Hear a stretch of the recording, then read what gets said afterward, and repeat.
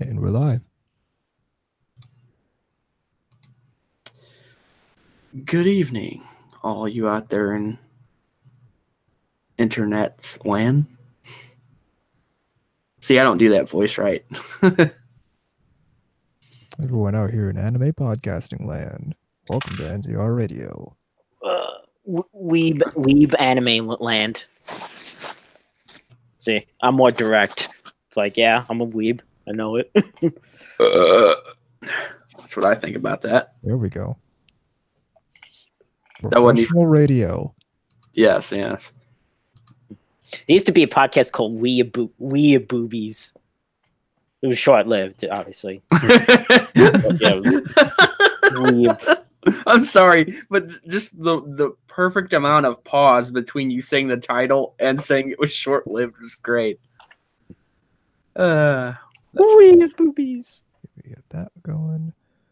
We got that going. That was not one of my better belches. It was about a 6.5. Yeah, that was nowhere near being interesting choice there for obvious reasons.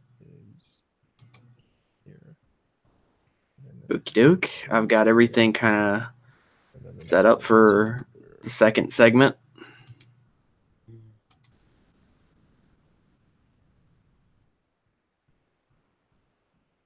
Now I just need to find the link I just posted. Yes. He's there playing. It is. He's playing There hide and go seek with the links over here. Okay. Get some of this lemonade.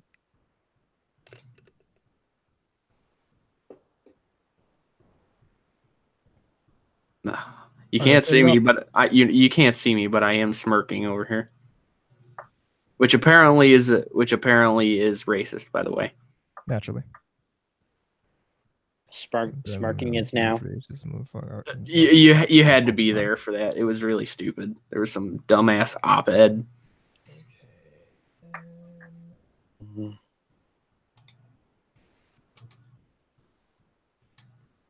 All right, let's do it.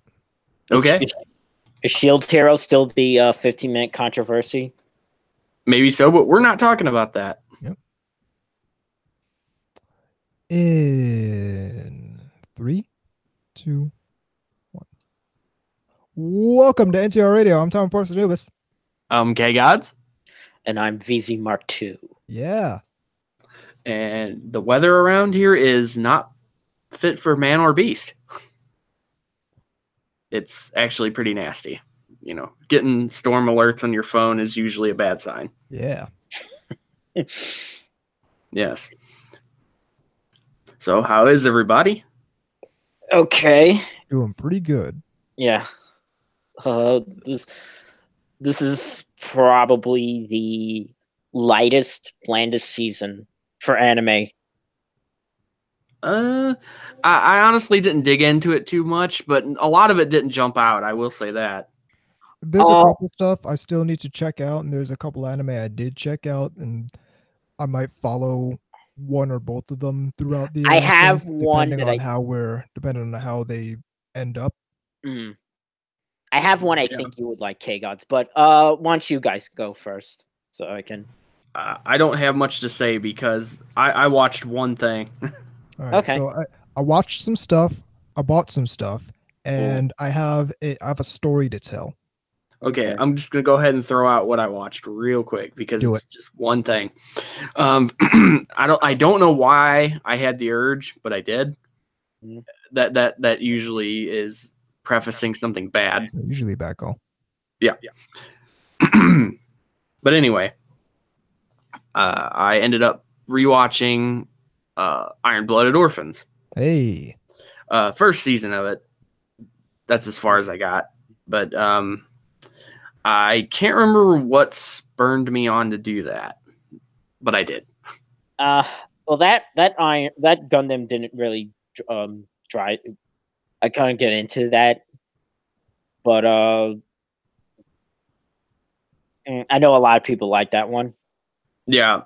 I had one of those weird realizations that Anubis and I actually talked about this off of here, like not obviously, but I was wondering why Nozomi didn't have it, and then him pointing out that was before they actually had done that deal with Sunrise, right, and so Funimation has it, yeah.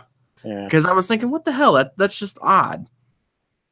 But no, that's almost assuredly why. I will say one thing: Cordelia is a lot more likable than Relina Beastcraft. I'll go on record saying that.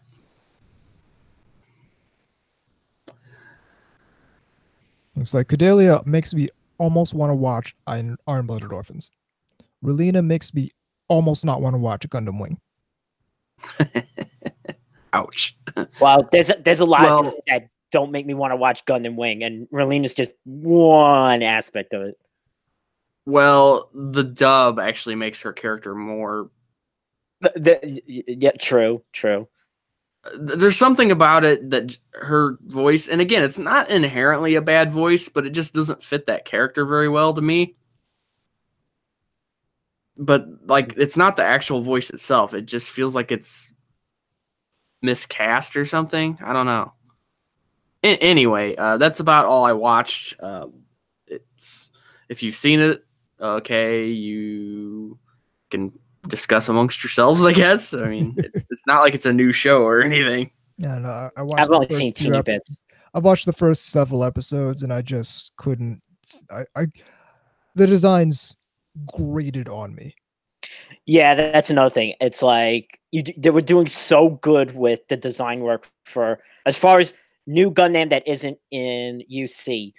They were doing so good with Reconquista stuff.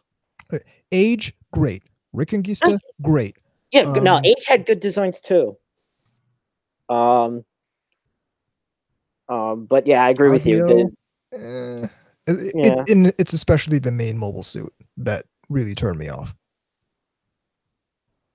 To be fair, Iron-Blooded Orphans doesn't even have nearly as much actual mecha battles and stuff as a lot of the other ones do. Oh, so that it's a complete. There you go. That's a way to completely like have me not be interested. To say there's barely any mecha battles. Honestly, maybe I might watch it then, because then I know I won't have to see that terrible Gundam design all over the place all the time. Well, when there are battles, they don't ham-fistedly shove them into the show. They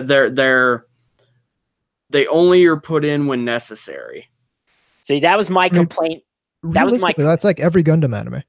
That was my complaint watching Gundam Wing. It's like, okay, where's the fighting? Come on. Yes, I seen the same stock footage of the Sandrock cutting the 2 Leo in half. Yes. Can we see something brand new? My point is my point is, though, it was Mari Okada who actually wrote it, I believe. And that was, well, let's just say she's not necessarily the first person I think of when I think of Gundam. Maybe they should have put her on the mecha designs as well. Probably would have been better. I'm sorry, I cannot sign off on that Gundam design. It looks like they took the Methis and tried to make a Gundam out of it. I was just thinking that. Like, I don't know. If nothing else, I like the design of the Gallarhorn outfit. Anubis is just gonna one day get. He's gonna ring the doorbell. I mean, someone's gonna ring the doorbell. He's gonna open the door. What's that? 10 boxes of high-grade UC Methises. You will never have seen me slam a door faster. Please sign for if this. I fucking please sign for this.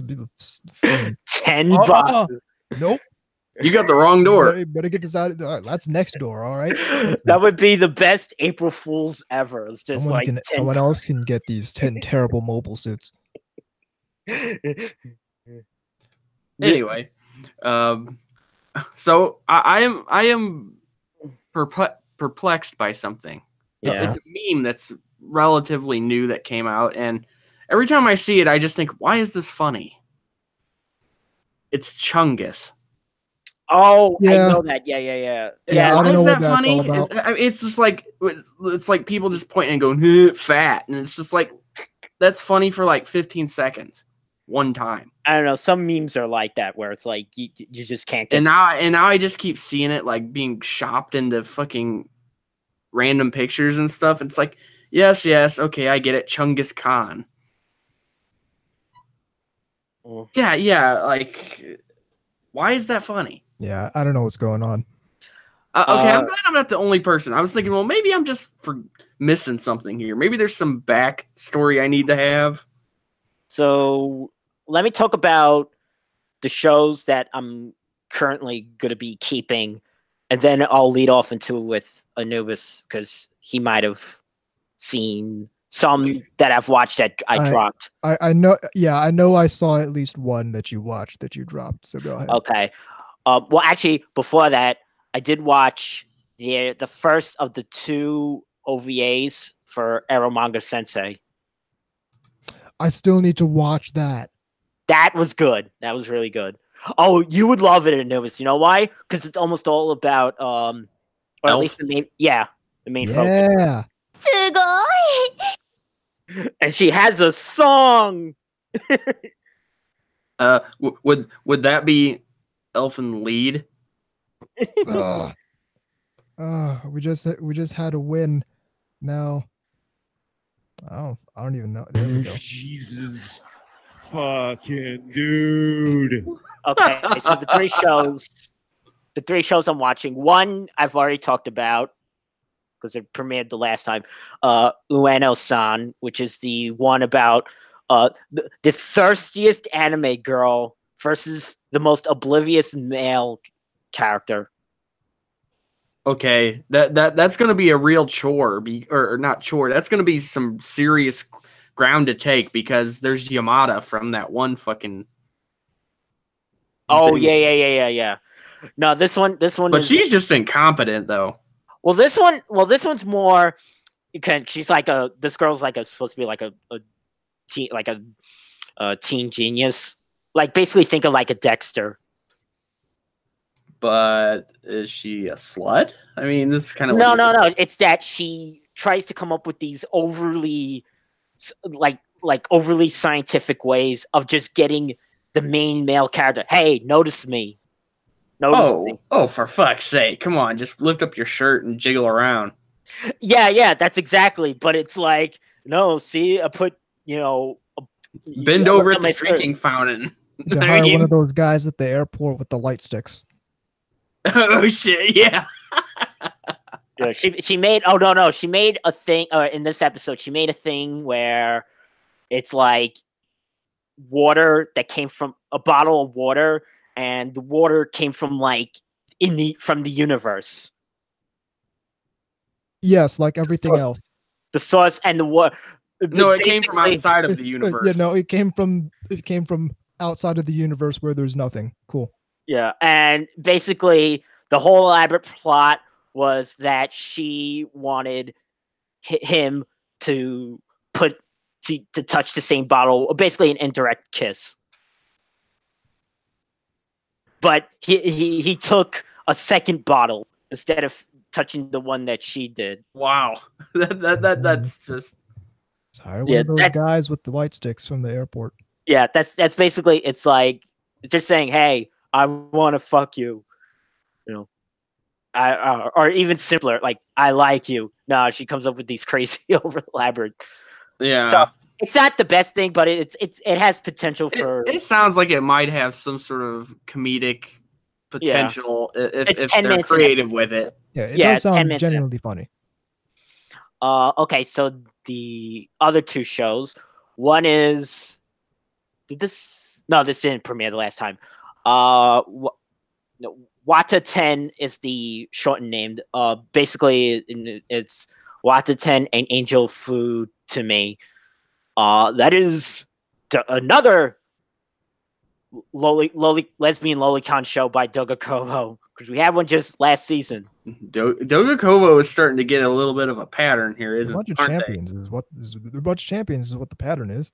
But here's the thing: unlike the other one where the character was legitimately annoying. This one I actually find endearing. I am extremely distracted because he said they're champions, and all I could think it was like some kind of weird warped Wheaties commercial at this point. Carry on.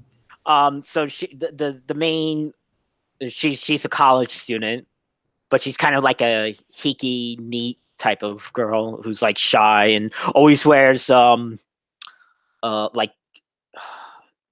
was it sweatpants and jogging, like basically like a red sweatsuit, jogging suit. Okay, so yeah, it basically like workout. Yeah, outfit basically. Kind of, but again, she obviously doesn't go anywhere. But she has her hair, her one hair, almost like a light version of Tomoko from Watamote. I can already see. I can already see Sneaky getting interested. I'm down with this. And her hyperactive little sister brings home her friend, and she's just like totally enthralled with her because and she's a lolicon. This actually does sound very amusing at this point. Yeah, it's maybe if it's not Dogakobo's best thing, it's still got potential to be funny, at least like it sounds like it. Because those people are going to complain about it. Oh yeah, this is going to be like public enemy number 1 probably. Yeah, if Rising of the Shield Hero wasn't the thing that everyone was like, completely obsessed with. Yeah, this would be that show. Which I got to go on record about that. Normally, shows like that actually draw me to them like a moth to a flame. Yeah, I'm not interested in it even a little bit. Neither am I. I actually am interested in Shield Hero because I heard about it from a friend of mine back when it was just a light novel a while ago, like several years ago. Like I think 2016. There was a guy at AAC cosplaying as Shield Hero.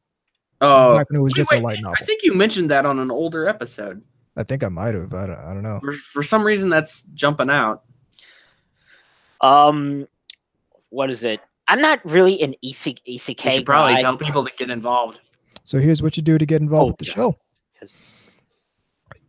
Get yourself to ntrradio.net, hit the chat link, and give yourself a nickname, hit the button, join us in the chat. Alternatively, you can pick your favorite IRC client, point it at irc.ryzen.net, and join us in the # SLC media channel. In addition, you can get at us on Twitter at Anubis, at VZMK2, at immortal_KGOZNet, NTR_radio, and as always, email address to get involved with the show is ntrradio@gmail.com. Hail Chungus. I'm getting good. I'm getting good at this shit, man. So yeah, I was like, only took me what, 3 years? So I was saying I'm not really an ECK guy because I prefer if the characters were already in the fantasy world rather than going into the fantasy world, which brings me to the next show I'm watching, where it's just straight up in a fantasy world. Endro. So here's the deal with this show.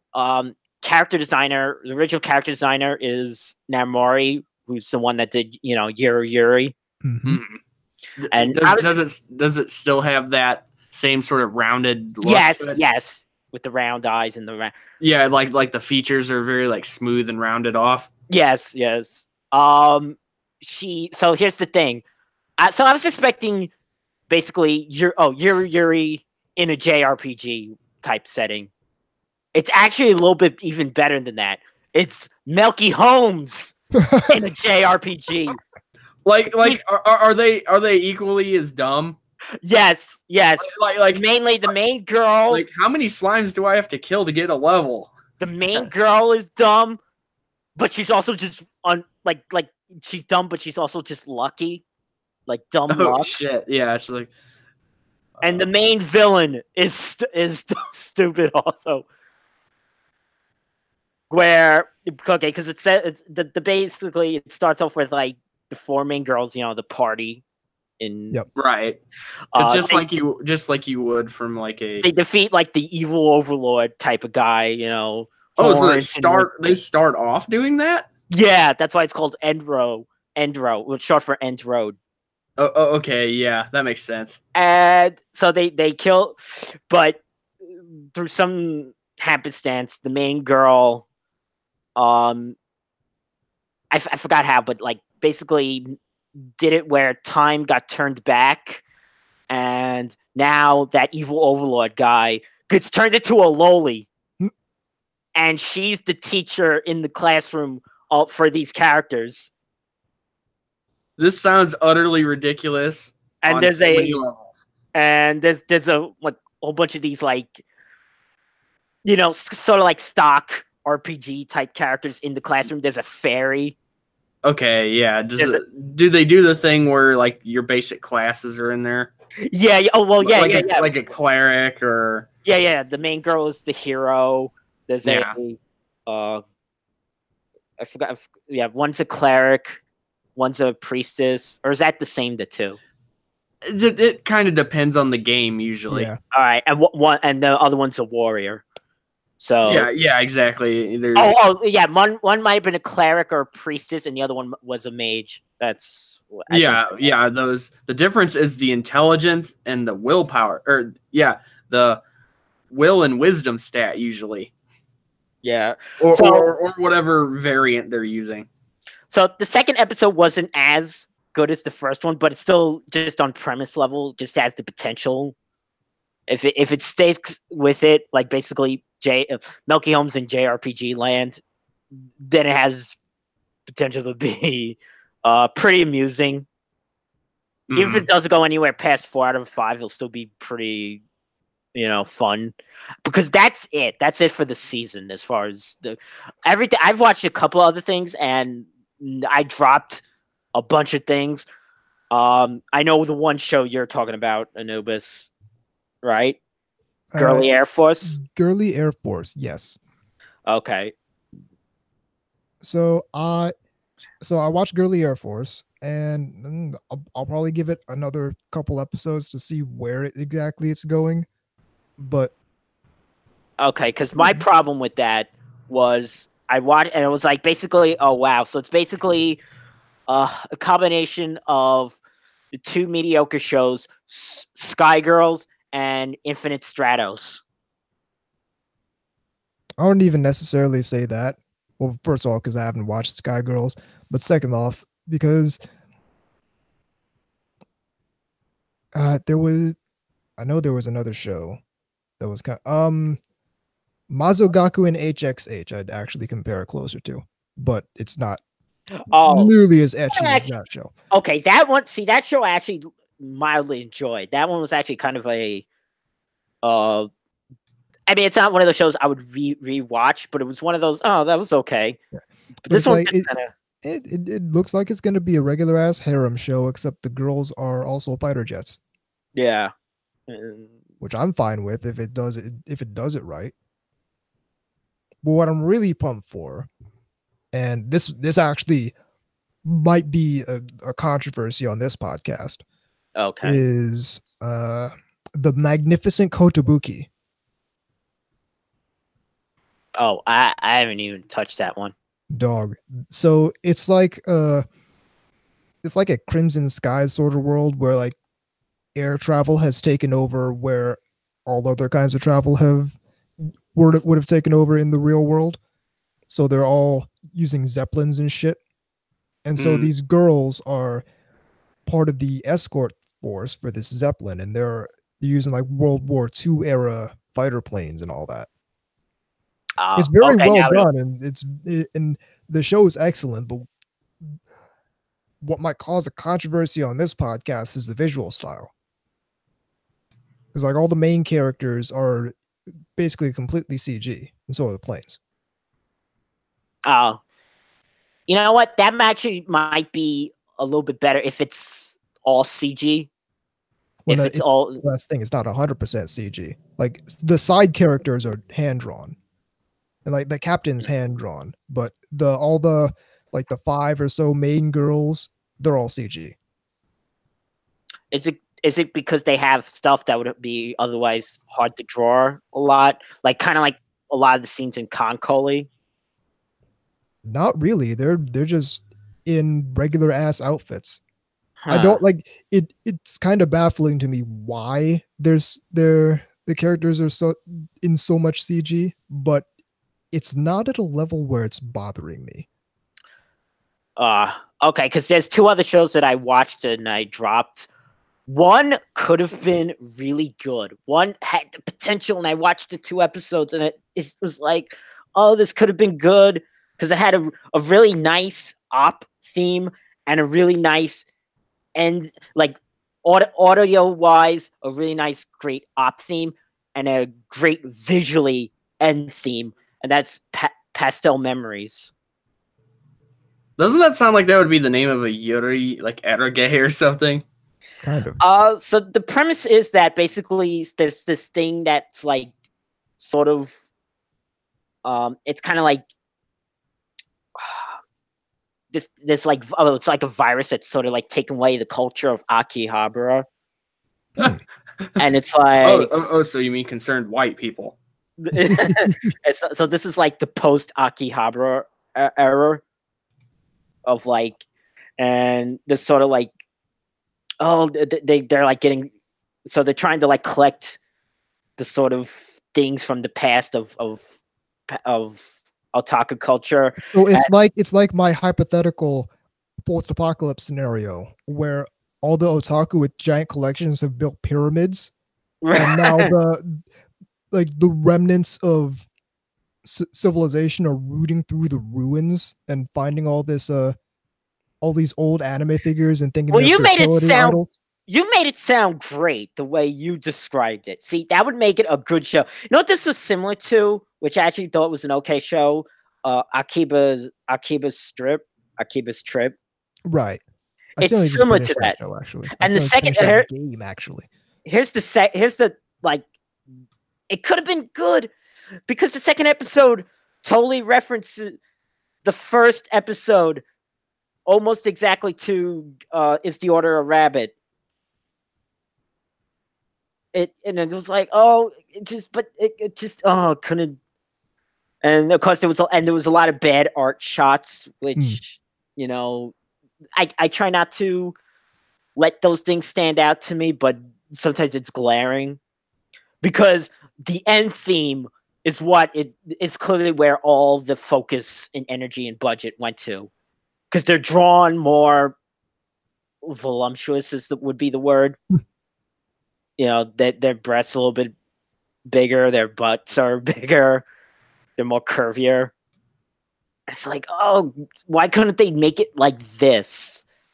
You know, because they want to spite you. So again, that one live up to Time Enforcer Anubis's vision of the post-otaku future. And the other one, I'm sorry. What part of the After Apate universe does this take place in? Oh, this is far after. This is like in the hundreds of AU. AU 0196. No, it's PU. Post Apate. PU. That's it's A because it'd be after Apate. Okay. We don't. Yeah, it's like because again, there was a world before Apate and there was a world after Apate. I love the fact that dumb statement. What a brainless thing to say. Yeah, that was one of the. By the way, forget Protestants and Catholicism. This is the schism we need to. This is the schism right here. This is the new moniker that we're going to use. It's great because it's one of those jokes that will always be evergreen. Yeah, because it was such a ridiculous statement. Well, and it has no shelf life because it can go on for as long in perpetuity. The post-Apate world exists. Is a thing. Well, just the idea that anime. This is the strangest concept for an anime. Yeah, this was the turning point. Yeah, it's like clearly that you haven't seen some other. Well, yeah. I mean, can't we at least admit that the vending machine thing would have been a better one? Just because that's even more weird. Or even the one with like, because this was an actual show, Aki-kan. Yeah. Moe anthropomorphized soft drinks. Yep. For some reason, I could see the Surge character being entertaining.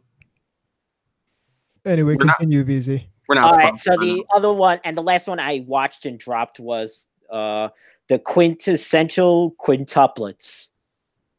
I already hate the name. Yeah. It could have been good. Basically, there's one guy, 5 girls, and they're all quints. They're all quintuplets. I was gonna say all of them are named Quints. No, they're quintuplets. Yeah. It could have been okay, but just kind of boring. Nothing really special. And that's it. That's it from the season. Time to watch porn. Yeah, and I'm not even checking out Kenemono Friends 2 because I never even seen the original Kenemono. Me neither. Friends. I completely was not on that train when. Okay, so Anubis, you said you had stories and so forth. So I have some acquisitions. Okay, these are always entertaining. Stuff. I picked up Mobile Suit Gundam F91 because that's the next thing I need to watch after. Is that's the DVD, not the Blu-ray? That's the DVD, not the Blu-ray. Oh, all right. And I picked up the Fate Stay Night anime, the first one. Oh, is that the one that's not the remake? That's the one. That's the old one. No, it's the first one. That's what he. All right. Well, I think it's 2006. Yeah, that's the one that the screenshot people die when they're killed. Yeah. That meme. That okay. All right. Listen, Studio Dean, right? Studio Dean, yes. Listen, all I know is, weirdly enough, I'm actually kind of excited, a little excited for the upcoming Fate Grand Order anime that they're doing. Because one, like they said, you don't have to play the games to get into this show. But I'm like, thank you. There'll be some accessibility. And 2, because hopefully they just animate the character I want to see most animated, Passion Lip. Google Passion Lip, and you'll see why. Roger that. Passion and Lip. I also acquired a PlayStation 4, which is involved in the story that I have to tell. This is funny. I know where he's going with this. Okay, so I was out with a good friend of mine. I hadn't seen him in like 2 years. Which is the outing during which I bought these DVDs. And we're driving back, and I'm like, you know what? Because both of us are highly anticipating Ace Combat 7. Well, we're highly anticipating Ace Combat 7 to release this Friday. So we're driving back, and I'm like, you know what? I just got paid yesterday. I can probably get myself a PlayStation 4 and pre-order Ace Combat 7 right now. Now, the reason this is funny is because just that morning at like 1 a.m., me and the Geeky Panda were talking, and he's also an Ace Combat head. So, we're talking, and I'm like, you know what? I can't watch your stream this Friday because I'm doing the media blackout on Ace Combat 7 because I do that for every game I'm highly anticipating. So I'm like, yeah, it's a shame I won't be able to watch. This is before I had formulated the idea, hey, let me just buy a PS4 on a whim. So I got the PS4, and me and my friend are talking. I'm like, you know what? I shouldn't tell the Geeky Panda I got the PS4. In fact, I should wait until that Friday when he's on the stream, and not even tell him, just show up in the game and shoot him down. And that's exactly what I did. And there is video of it. It's very humorous. And it is immortalized on twitch.tv now. Yeah, I mean, he posted it in our server, and it was pretty fucking funny. Like, his facial expression was priceless. It was such a perfect move because he didn't notice when I joined in the game lobby, nor did he notice when the match actually started. He didn't notice until I shot his plane down. and he saw the kill cam, and I'm like, he's like, what? Yeah, it's he'll post a link to it in the thing. The link will be posted. It was glorious. It was very, very funny. Even more so that he told me he was going to do this before he actually did it. So when it played out that way, it was pretty funny. Like, the only people who didn't know were the Geeky Panda in his immediate audience. Yeah, it sort of a video game version of Punk'd, I guess. Yeah. Yeah. The panda gets punked live on Twitch TV. Yeah, I mean, in real time kind of shit. It's like, hey, what the fuck? Yeah. Yeah. Again, words don't really do it justice. It's funny. It's the kind of thing that has to be seen to be believed. Wow, this clip is up at 28 views. That's funny. Anyway, so yeah, I didn't watch much. Not again, the new season didn't have much that jumped out at me, and for some reason, I didn't have anything else I wanted to watch. I just got a whim. Went for Iron-Blooded Orphans for reasons that even I don't know. So, and I only watched the first half of it, so, which to be fair is 25 episodes. Jesus. Yeah, you don't get that nearly as much anymore with those kind of shows. No. I mean, you normally get stuck with the 12 or 13, and if you're lucky, you'll get another 12 or 13. So, is that all, or? That's all. I also got a Gundam Versus for the PS4, so there's that too. Okie doke. All right, that said, we are up against the break. On PS4. Listen, all right, listen. Don't get it twisted. I'm not happy about owning a PS4 because remember, I hate Sony. Get Stella Stage for PS4. Listen.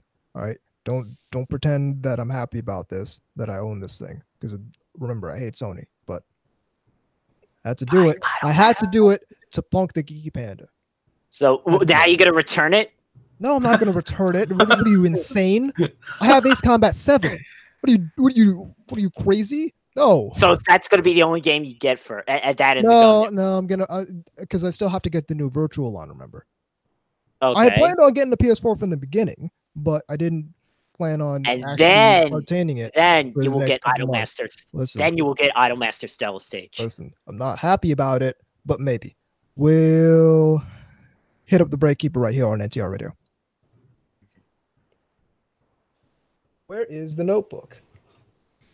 I don't think I've had the notebook for the entire duration of being in this new place. Yeah, I don't think you ever found it. Nope. The notebook's lost, ladies and gentlemen. Nah, it's a chick flick.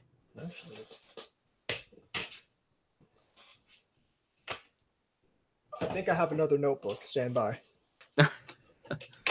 We got a backup blue book. Yeah, it's the backup notebook.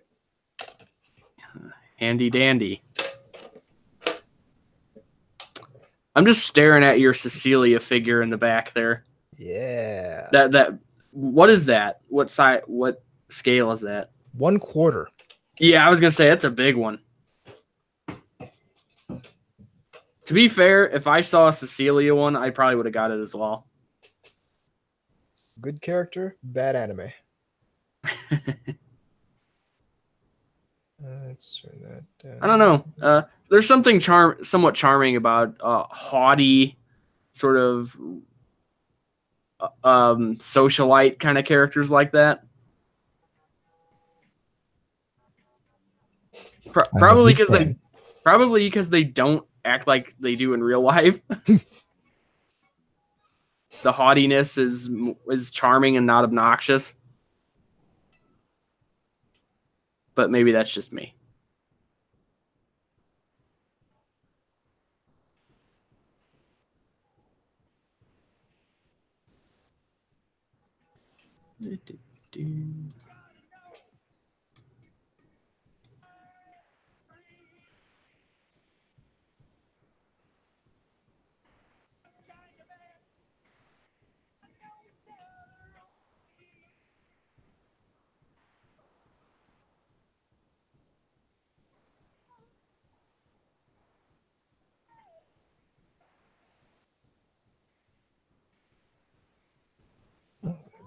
I need to actually use the notebook.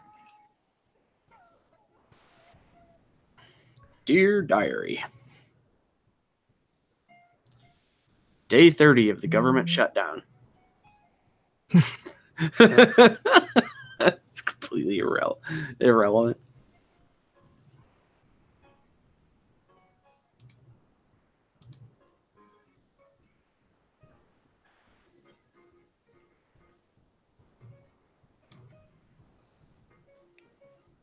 There.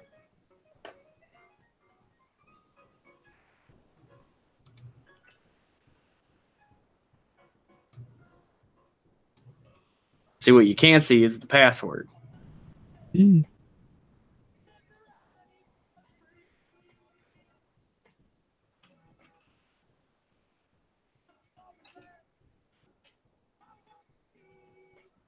Now my attention is drawn to the helmet and the C2 figure in the corner there. Yeah. Or at least the corner of the screen. There's also there's, you can't really see it, but directly next to the helmet is a Zero figure. Up behind that is a C2 figure, and then to the right of the Zero figure is also another C2 figure. Ah, okay. I see, it looks like either video games or anime or books or something there in your shelf. Which shelf? To my right or to my left? It would be to your right. To my right. Yeah. Yeah, those are all books. Yeah. Those are all my, I think it's light novel. Yeah, okay, so. Yeah, I was thinking, are those like light novels or faku books? Or Top shelf is light novels, then manga, then books on otaku culture, then art books, and then untranslated manga. I see the Range Murata book. Yep, you got a Future Log up top, and then two books by Tim Ferriss because they wouldn't fit on the lower shelf, and then the lower shelf ones are like have a couple Japanese phrase books and some other books about business down there. I actually found the bottom shelf is all my hentai manga. I actually found a book on Amazon that I was thinking of getting sometime. That's it's not on anime per se, but it is about Japan called hold on, let it load. Consuming Japan, Popular Culture and the Globalization of 1980s America. Which is one of those things I'm really fascinated on, is the whole bubble economy aspect of Japan. Kind of fits into our show. Yeah. Well, I actually did watch a thing earlier that sort of ties into some of this, at least. Certainly the periphery of it. And it was called The Day the Bomb Dropped. Oh! No, I was literally watching that before I came on here. Obviously August 6th, 1945. Was a bad day to be there. And they had like interviews with like, survivors and shit like that. Pretty harrowing to say the least. I mean, when they have the pictures of like the shadows frozen on the fucking concrete and shit. Oh, yeah. Yeah, that's pretty heavy duty there. Hey, Nobus, I bet that you could get Idolmaster Stella Stage for like probably half its price now if you look, because that game did not do too well when it came out. Because Idolmaster is all about the phone games on the phone now. Well, you're assuming that Mr. Berserk hasn't bought it all up yet.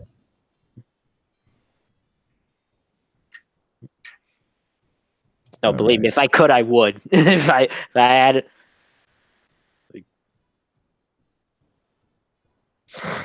Let's do that. Like, bring over those games. Never mind the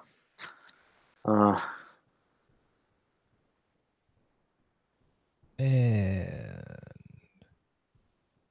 let's go. Okie doke. In 3, 2, 1.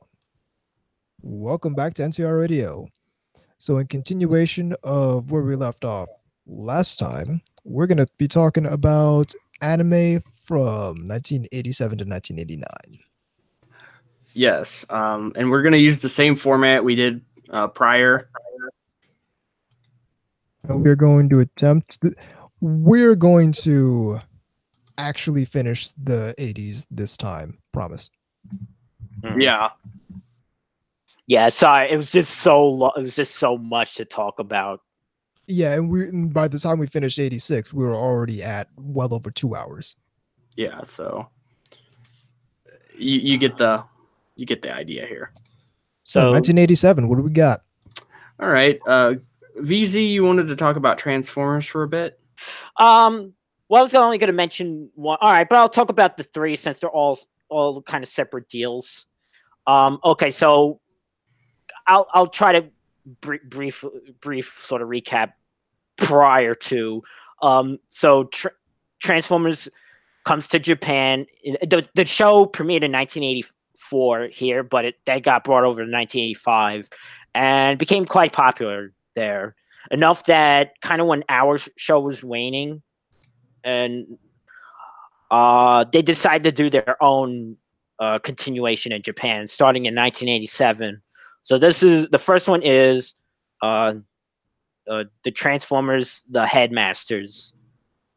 Headmasters was a gimmick line where, because I had these back, where the heads come off and turn into a small robot. Mm-hmm.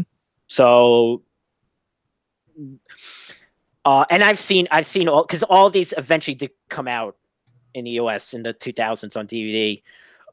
This one is okay. It was kind of just very bland in the beginning until all the old characters leave and it's just the new characters.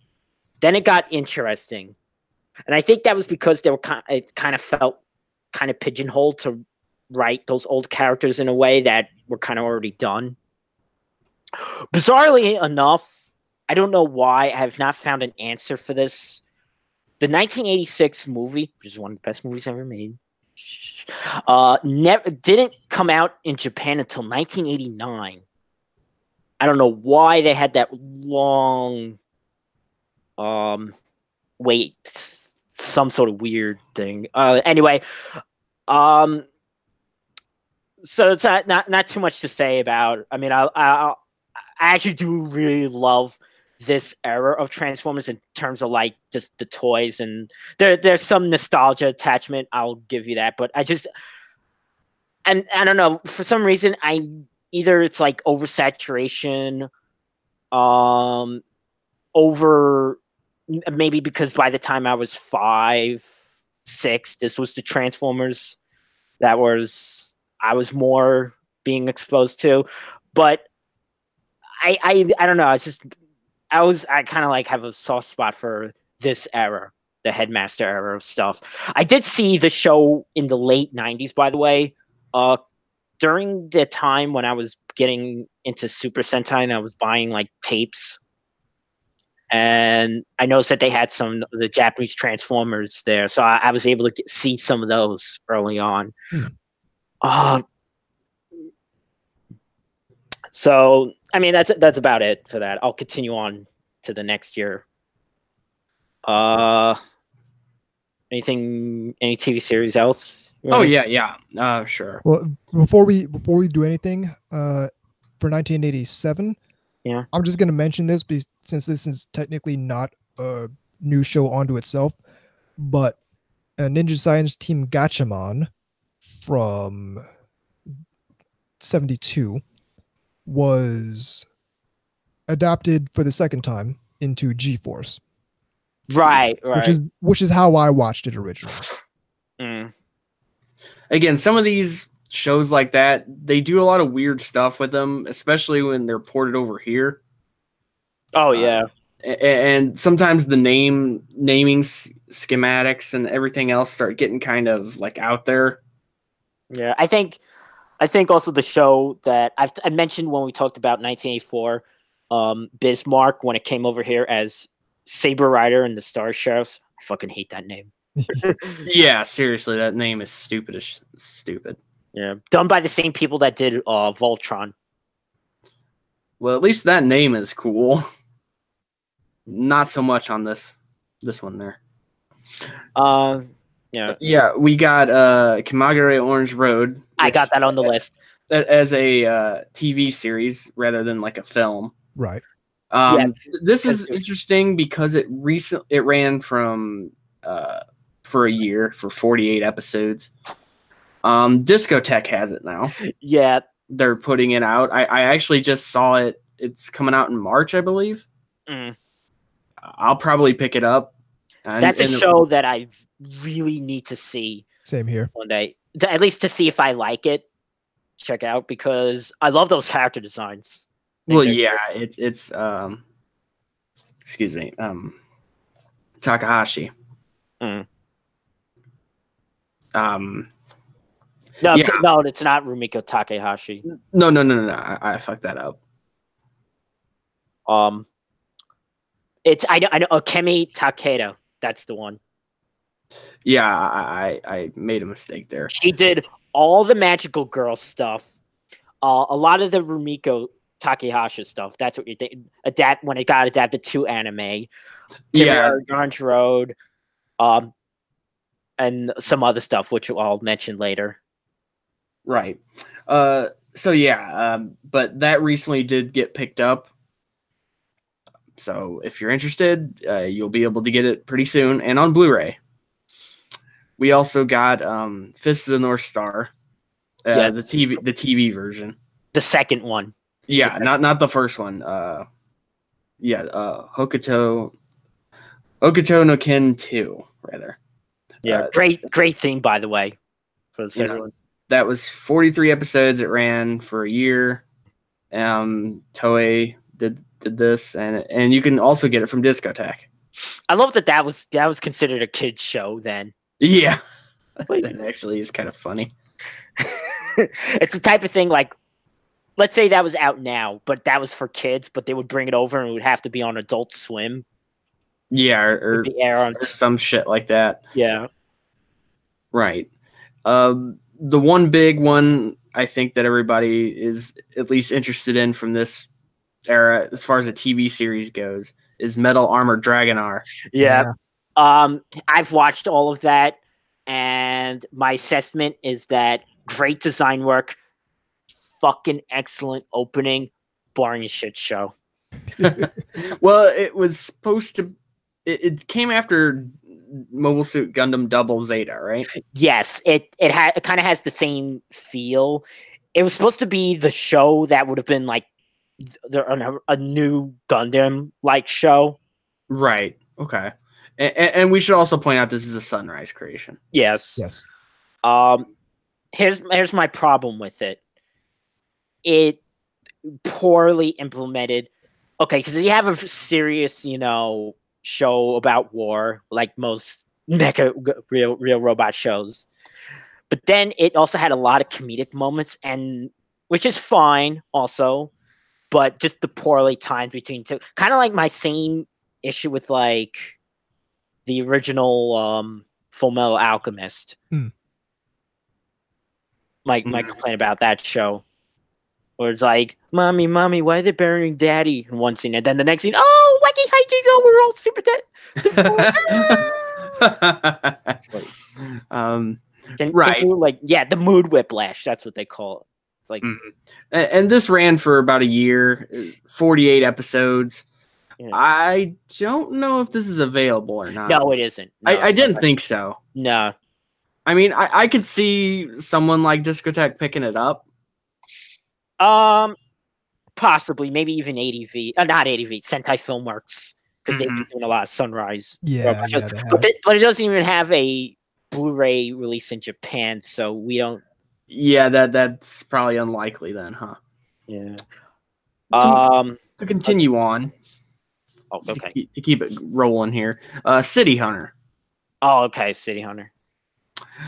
This was interesting in the sense that, first off, this ran for 51 episodes. It's also a Sunrise. Yeah, you're seeing a pattern there. Right. No. This was originally put out by ADV Films, though. I don't know. Does anybody have it now? I don't believe so. Is it just sort of like in limbo? Why do I feel like the Discotheque has that? Because I know that they're announcing a new movie for City Hunter. Yeah, I do know that. This is one of those shows that, despite it sort of being kind of not just well known, but again that they've tried to resurrect it a couple times. Yeah. Was never a big thing with me. I've never seen much of it, and I've never seen any of it. I know of it, and what little I have seen of it just didn't really grab me that much. Maybe it was just bad timing on my part. That's happened before. I should point out though that there actually is a Hong Kong film with the same name. Right. Yeah, so don't get confused. Yeah. Not talking about that. Beyond that though, there's an assortment of some other things like Three Musketeers anime, Tales of Little Women, and Grimm's Fairy Tale Class. I've actually seen the Little Women anime. Okay. You know why? Because they aired on it's like a Christian channel for like children. Okay, that makes sense. So yeah, this is definitely, I think, when not the bubble was bursting, but sort of just about to like. Yeah, because not only was there seemingly less material, but there was a lot less mecha at this point compared to just a couple years before. On TV, we'll get to that in a second. Yeah. I mean, the OVAs, it was still pretty plentiful. I'll get to that in a second. There's actually one more TV series I want to touch on. Sure. It's a series I need to see one day, and it's actually something that Funimation recently released on Blu-ray.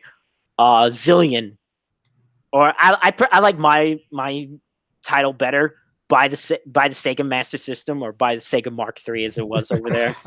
The anime. That's funny. It's pretty much is. It's they got the same light gun as what the Mark III had. There were two games that were actually brought over here too, for the Sega, which is probably why originally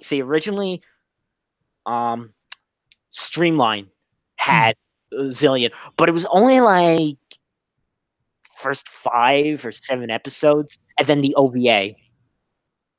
Yeah, we should also point that out, that at the time when like Streamline was putting out some of this stuff, things like that kind of happened. Like just sudden shifts or drop-offs or lack of interest just killed off stuff. Well, to be fair, there wasn't TV anime on tape was a very rare thing. Yeah, that wasn't really at that point especially, it wasn't, at least in the US. Yeah, unless it was on TV like Voltron, or but yeah, it wasn't really until ADV and Central Park Media that they really started going for TV series. That, and also kind of the. Well, actually, I was going to say, even before the DVD, because like you're right, you're exactly right. Kind of like around the time Evangelion came out here, kind of broke the code to bring TV anime. Right, because then they had stuff like Blue Seed and Foreshadowing, just the Slayers and all that kind of crap. Not that I'm calling it crap. So let's kind of move on to the films, I guess. Yeah, right. Okay. One of the things I want to point out here is Wicked City. I got that there. Yeah, that was an interesting one in the sense that there was no way you could just randomly show this to somebody. That was one of those, like, that was one of those ones. And just the director, it's himself, Kawajiri. Yoshiaki Kawajiri, that's his name. He became for a while, the sort of like, when people thought of what anime was, the old stereotype of anime in the US. Yeah, this definitely contributed to that. The hyper-violent, hyper-sexual. Yeah. You know, these aren't kids' cartoons, you know. No, there's blood and sex and rape and... Right. Yeah, yeah, exactly. Visually, it's no surprise that Madhouse is involved here. Oh, this is like... when you think of like Madhouse style, it's stuff that looks like this. A lot of black, a lot of blue shadowing, and but this was Madhouse before they started using, I guess, a little bit more of a varied color palette. Yeah.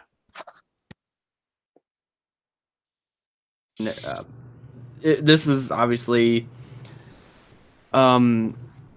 I distinctly remember reading things about this back in the day, actually, because it became one of those kind of like, don't show this one to your parents sort of type of. I actually like Kawajiri's other stuff than this one, but not because of the content of it. Not because of that. No, I'm not like that. It's absolutely worth seeing, though.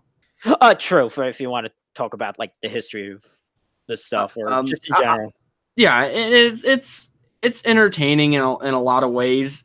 I remember the old man; he was kind of hilarious. Yeah, I mean, the dub had some interesting things about it. It also was one of those, because of it being a theatrical release. It had a lot of reviews from places, and many of them were not positive. Like, I'm gonna read a couple of these for you. Oh, because these are entertaining. Yeah. Okay. Charles Solomon of the Los Angeles Times stated that the film epitomizes the sadistic, misogynistic erotica popular in Japan. Gotta love that. But he felt like it was Saturday morning style animation. Really? Wow. Oh, yeah. What the fuck are you on, dude? That must be some serious, like, potent ganj, bro. Yeah, exactly. Anyway, a little bit more entertaining is Dessen Howe of the Washington Post, who observed the level of violence toward females in the film. Characterized it as a post-Chandler, quasi-cyberpunky violence fest. He found the film compelling for its gymnastic camera angles. I like that phrasing. Its kinetic pace and imaginative, if slightly twisted images. He also found the English dubbing laughable. It is. Of course. Well, it was streamlined. Yeah. It also managed to get into like the Austin Chronicle and a couple other things, but I thought those were the more entertaining comments. So I couldn't let those pass, you know. I thought those would be funny. Other goodies we got here, Neo Tokyo. Oh, I got that on my list. That is a film anthology. Yes, and again, unsurprisingly, Madhouse is involved. In the production of it. Yes. Yeah. One of those is absolutely great, by the way. The one was In Order to Stop City Construction. Yeah, gotta love that name. Because it's the guy who did it. What's his name? But it kind of is a sort of dry run for something that will come the next year. Yes, which we'll also talk about. Yeah. The thing about this is you saw a lot of, maybe it's just me if I'm remembering this, but when you saw sort of collages or footage of anime commercials, you saw. I know what you're talking about. Yes, and it's especially the segment called the Running Man. Yeah, because that was also a Yoshiaki Kawajiri. And Anubis, remember how you didn't like Redline? Yes. Well, this is Redline, but done good. That's gonna take a lot because there was a lot I didn't like about Redline. Well, in any case, if you remember at all, some of these commercials, like that, where they were commercials, but I think infomercials would be a little bit of a better term. Almost. They used a lot of footage from this. I distinctly remember that. Well, again, yeah, that style is very, especially when you're trying to sell anime at that time to people here. Yeah, and Kawajiri's style fit like a glove to that sort of early 90s, teen market, young adult, even like sort of older preteen. Right. And again, it also sort of fits well into the idea of that sort of collaborative spirit that you saw in a lot of anime that you don't quite get here as much usually because of legal contracts and a bunch of stuff. Right. Where people aren't allowed to work on other things and it's much more loose over there. Anyway, the next one is another big one. Royal Space Force. God, couldn't say that. Yes. Royal Space Force, the wings of Oniamis. Nice. Yes. Yeah. This is interesting on a couple levels. For one, it is an incredibly expensive movie to make. And yeah, you could tell that watching it. Yes. This, of course, is a Gainax work. Gainax first work with the company name being Gainax. Exactly. Right, and that's part of why it's important, but also because of the content itself. Yes. My thing about this movie is because I watched it twice. The first time I couldn't get into it and kind of like dropped it after, but the second time I watched it, I was like, oh, okay, this is maybe not my favorite thing from Gainax, or maybe from this era, but I could see why people at least include it in the list. Even though, of course, whenever people, especially now, when people talk about this movie, they can't shut up about one particular scene in the movie. Yeah. That's like the burn mark, the scarlet letter for the movie for all time immemorial.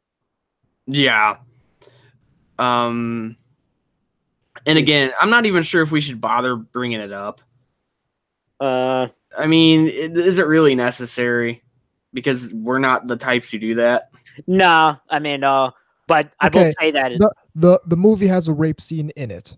Okay. Attempted rape. If that attempted rape. If that bothers you, it's an attempt more. Well, here's why it bothers people. Here's why people so bothered, because it was done by the protagonist, the main hero of the movie. If it was done by a lecherous man that was like clearly, like a, either like a nuance is bad.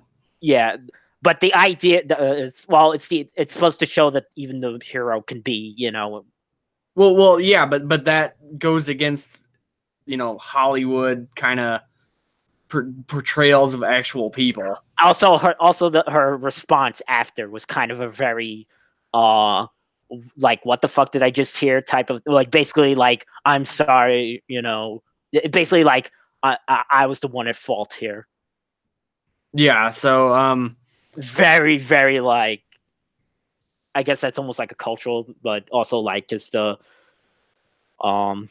think it's what? Here's the thing. Yeah. Something tells me that scene was supposed to bother people. That's the way I felt too. It's kind of supposed to. But even I've heard the director say, "Oh, that was kind of a mistake to put that in," but I felt like that's almost like backpedaling. Yeah. If the director regrets it after the fact, that's fair. All I'm saying is, yes, there's a warning. There's an attempted rape scene in this movie, and if that bothers you, you might want to take that into account before going into this movie. And Which it's a very famous attempted rape scene. Is well known, so understand. Not only that, but that being said, who has this now? Made in Japan, which is the other like Sentai Filmworks. Yeah, it was one of their like subsidiary. It's basically like it's almost like their Criterion Collection type of thing. Their cat labors under there, special imprint kind of. Yeah. But it's what we're seeing. If just to look at, for that matter. Oh yeah, I mean, especially the rocket scene, which is like looking at all that hand drawn like. Well, put it this way: the budget was 800 million yen. All those like particle debris of like when the rocket lifts off, were all done by hand. Mm-hmm. And again, if you haven't just a general interest in animated films or Gainax, really, there's no excuse for not popping it unless that one caveat is so jarring to you can't handle it. Right. And I got another movie. And it's another anthology, Robot Carnival. Yeah, I had a feeling you were going to say that. I still need to actually sit down and watch Robot Carnival. Robot Carnival is fantastic. I have the Blu-ray that Discotheque put out. That's what Blu-ray is made for. Things like that, like these really high budget looking things with like hand-drawn detail that were shot on film, because there's detail that you wouldn't have picked up even in like the DVD at the time. And yeah, well, you already mentioned that Discotheque has it and put it out. And yeah, it's one of those, again, that whole collaborative sort of spirit that anime sort of had at this time. I mean, it's still there, but not quite to the same degree. Yeah. If you know me, well, actually I like a bunch of the segments, but if you know me, you know which one would be my personal favorite. Just that would be Deprive. Yeah. The other one, the other great segment is Starlight Angel, which is the one the character designer for Double Zeta. Hiroyuki Kitazumi. Yes. Zume. Sorry. And something else we're gonna get to when we get to OVAs. Yes.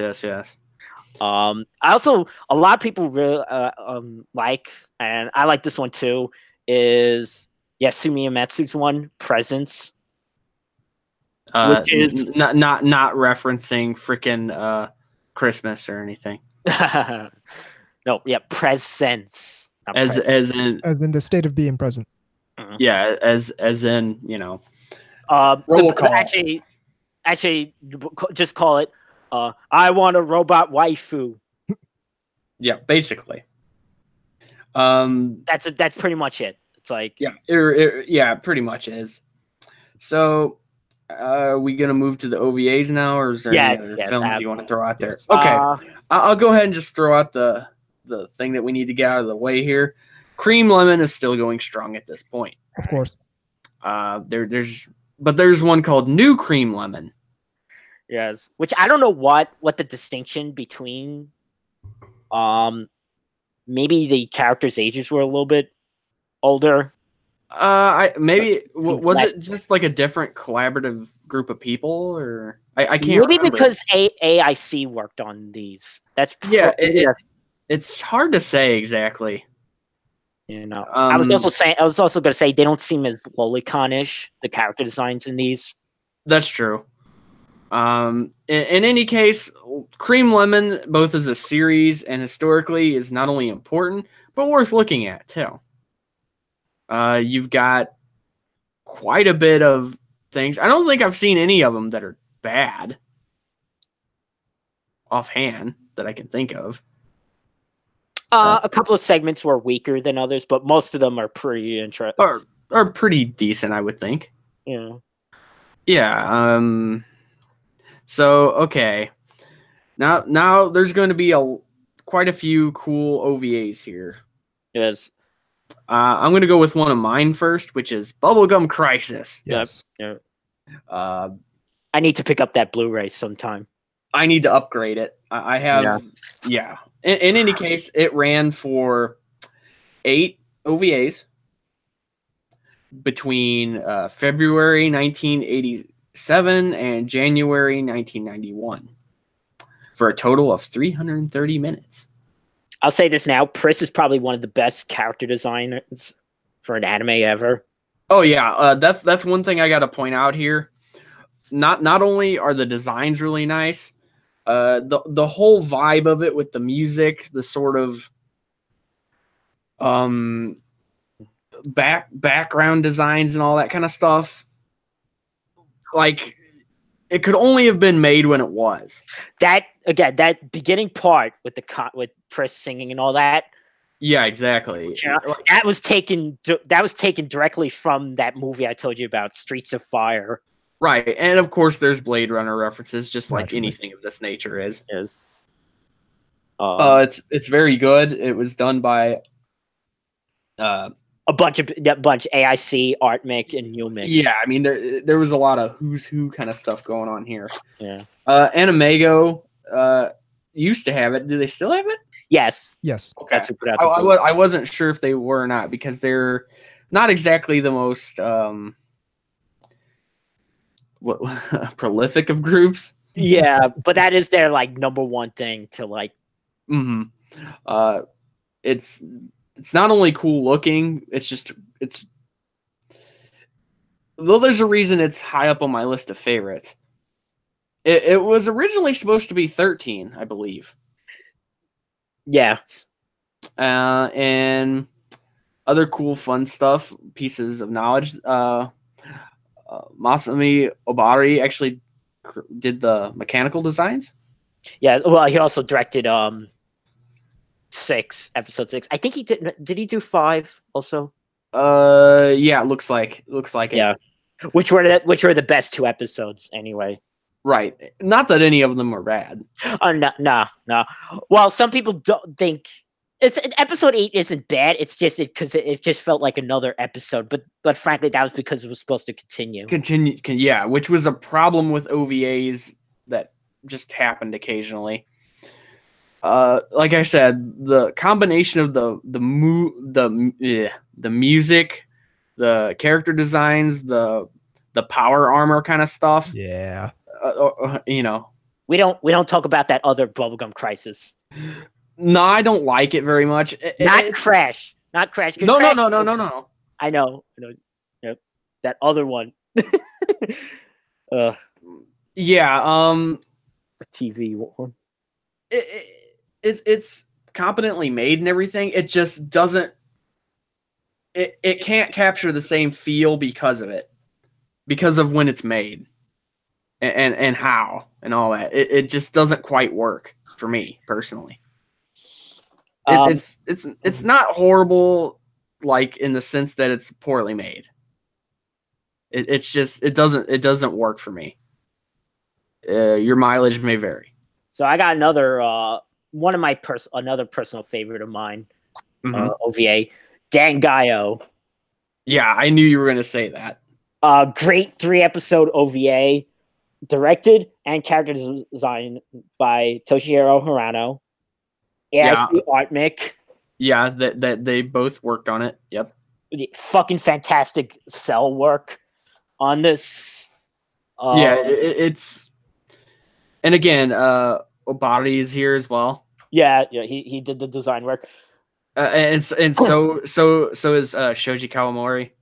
Yeah, as well. Again, big names, and they'll continue to be big names. In the future. So I mean, this is one of those, unfortunately, that hasn't been licensed rescued. I was actually going to point out that I don't think you can get this one. Originally, U.S. renditions had it, which means it's totally fucking not available. Then Manga Entertainment had it, and the way they released it was skip out the first episode. Well, that's always a good idea. Because it was already in the OVA itself. Basically, the second episode had a recap of the first episode for like the first couple of minutes, and have a very kind of like we'll just say a very manga UK type dub. Didn't fit the material. We're gonna have a little fun with that later. That's all I'm gonna say. There is a Blu-ray release. Foreshadowing. There is a Blu-ray release in Japan, and so I would love this to get a license issue. The only thing is, the third episode they couldn't find a high definition source, so it was just like basically DVD source. Definition source, and it sucks. It's like, oh, I hate that when they. Okay, I'm gonna pick one out. This one I'm just pointing out because of something very specific. Legend of Lemnir. Oh, yes. The reason I'm pointing this out is it's a one-shot done by AIC, but the main reason you want to look at it is because the character designs are by Satoshi Urushihara. Yeah, got tongue twisted there. Is it particularly great? No, not really. It's swords and sorcery kind of thing. And again, that it's a one-shot, but if you like Urushihara's art, which I do, I'm a pretty big fan, you probably want to see it just on that, I would think. Yeah, it just purely looks pretty. It does, and that's enough to kill 45 minutes or whatever. Oh yeah, yeah, I think so. It was originally put out by U.S. Manga Corps, right? That's a good question. I don't know. I have no idea who has it right now, if anybody does at all. Oh yeah. That was nobody has that one. Yeah, I could see almost like a compilation thing or like pack coming out for some of his stuff, because there were some of these one shots like that. You would think so, but again, like because of the way licensing works, they can't really do that. Yeah. They wouldn't have something from once. They wouldn't put together for one guy unless that one guy was all from the same studio or something like that, right? Yeah. In any case, though, it's worth checking out if you can get a hold of it or have other ways of doing so. Anubis, you've been kind of silent. You have anything? Not particularly. I might mention Black Magic M66. That's an adaptation okay, that's one I've seen. Of a Masumune Shiro work. Yes, that's one I've seen. That was one that I remember seeing on the shelves at Sam Goody back in the day, or just advertised it like at the end of the Guyver OVAs. Mm-hmm. Yeah, I've only seen a little bit of it myself. I actually need to sit down and watch it. It's a decent 45-minute. It's a decent one shot. Not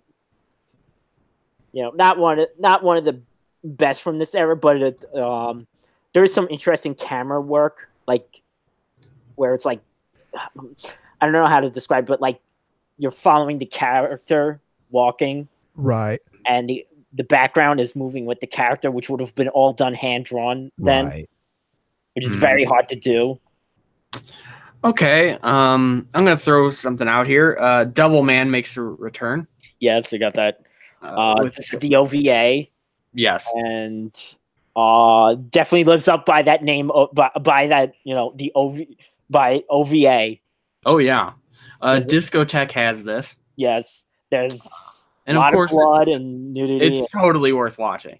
And music by Anthem. Yeah, again, a Japanese band who's kind of Judas Priesty. Yeah, they do sound like Judas Priest. Yeah, I mean, my limited knowledge in the medium of metal music, but I definitely agree with there. Yeah, sort of their. I don't even say they're equivalent because that's not really true, but there is some level of correlation kind of there. Yeah. Anyway, it's worth checking out. It's a nice OVA. Again, you can pick it up right now, and Go Nagai is always a treat. He was one of the original rabble rousers. Yeah, in many ways. I personally consider him sort of a bit of a role model in many ways. I mean, how can you not love a guy who nearly died from violent diarrhea and basically knew at that point figured out this is my calling. I have to make some sort of mark on the world now.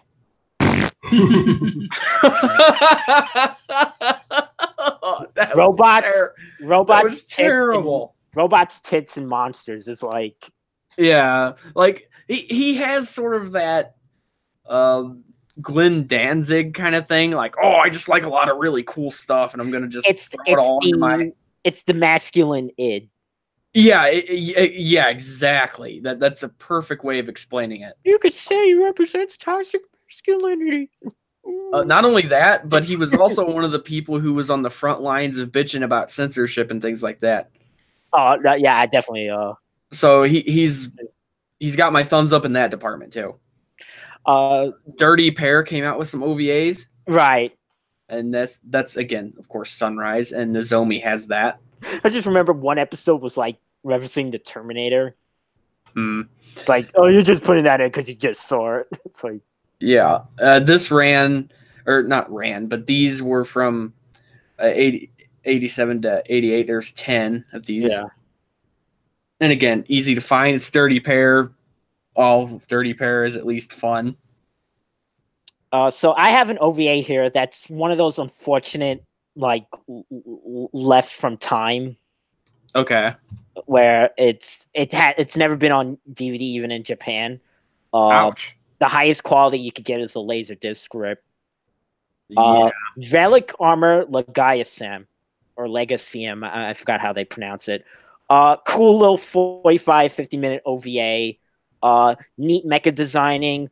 It's just a one shot. Yeah, it's definitely a one shot because the end credits had see you again, and it's like, nope. Yeah, nope.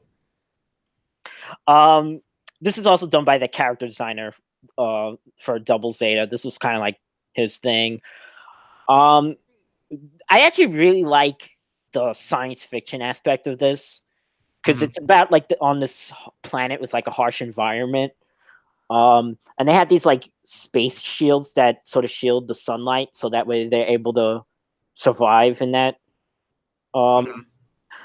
But there's this like so this old man scientist finds this like it's basically like a power armor, which is what the robot is, and some bad guys are trying to get it because if they get that, they can live in like the harsh environment.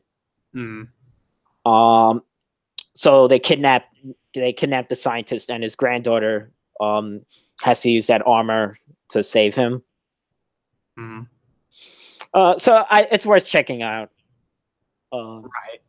I'm gonna have some fun with this next pick, and if you don't know what I'm about to say, just I think I know.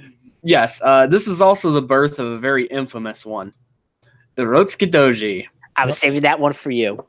I was like, should I do it? No, let you out because yeah. Okay, there's so much we could do a whole podcast on this. Probably one of the most infamous anime. Oh yeah, like the definitely. Okay, I should point out that there was 13 OVAs of this, which ran from, believe it or not, ran from January 21st, 1987 to December 28th, 1996. So it ran for a while in terms of having a bunch of different stuff. Obviously, it was originally written by Toshio Maeda, and I didn't like shake his hand, but I did relatively meet the dude because I watched a panel that he was hosting. What's his opinion on this OVA? Because I heard it was like even because it's even the OVA is actually more violent than the manga. Yeah, he said it was demented genius or something. Yeah. Or something along those lines. He also he's a funny guy.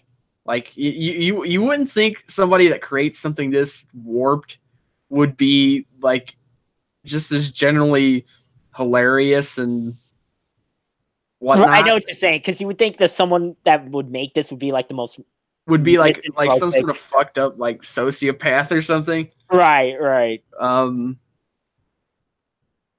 Right. Good stuff. It's absolutely worth seeing. It's also like OVA on the par of like film quality. Yeah, which, by the way, the film version of the first 3 is pretty much the only thing you can get these days, unfortunately. Yeah, it really... You can get a Blu-ray of it, and if that's all you can get, it's still worth getting. I mean, I believe Kitty Media put that out. Yeah. But I could be wrong about that. Again, unfortunately, the rest of it is sort of in limbo. I hope someday it all comes out. I'll be happy to get it. It's very infamous for several reasons. One of which is largely, it technically didn't give birth to it, but... No, it didn't technically, but it kind of became the sort of face of it, which is the tentacle thing. That's not even the first thing he worked on that had it. No. Technically, Demon Beast Invasion actually predates it. Right. The Demon Beast, which, by the way, yeah, watching that OVA kind of shows, like, yeah, this is his, like, beta to his alpha. Yeah, it is. This has a couple cool things going for it. One, the music is fantastic. The OVAs have a lot of interesting, like, dark, militant, and kind of oddball music. There's a couple of cornball moments. I know, like, which one like the basketball scene where they're just like this really weird MIDI sounding fucking horns and shit. It just sounds really bad. But first off, the demon designs are amazing. Yeah, oh yeah. Like, wow. Very rarely do you come across demon designs that are that cool.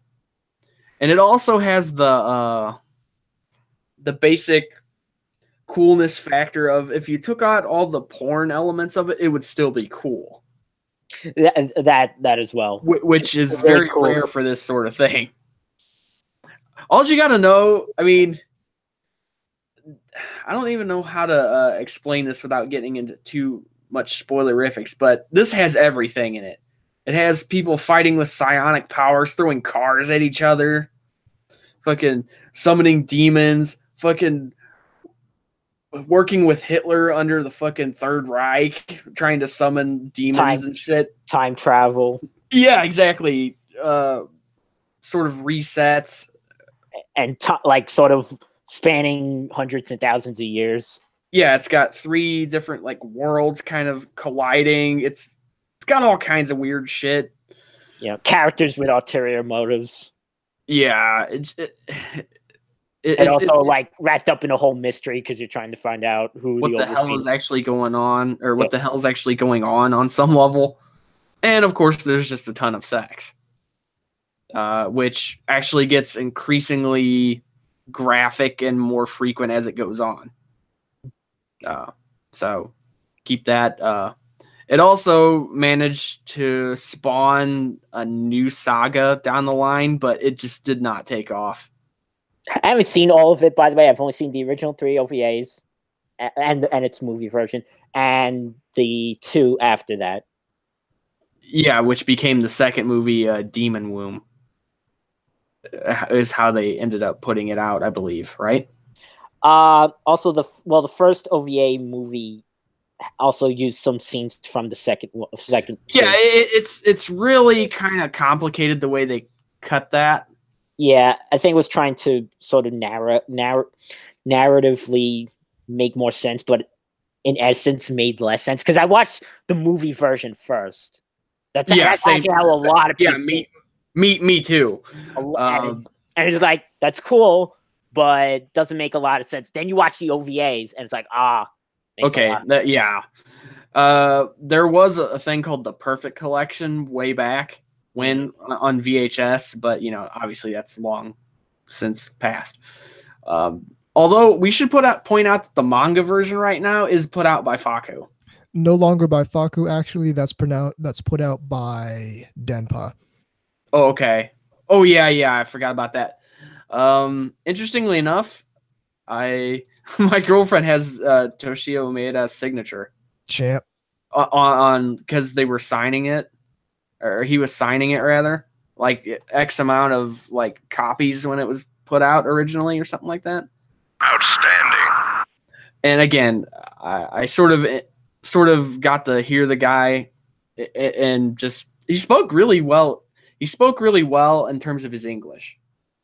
All right, more so than you would think. Yeah, we could probably move along. Yes. Yeah, I'm gonna cut off with the OVAs from here because we'll be here all day, and also,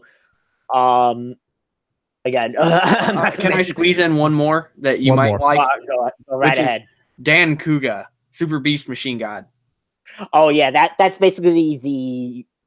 It's an OVA, but it's formatted like a movie. Yeah, it was called God Bless Dan Kuga, which is just bizarre. Yeah, it's a cool little. It's kind of like the big lead up to, because there was some stuff after, but that wasn't really as good. Mm-hmm.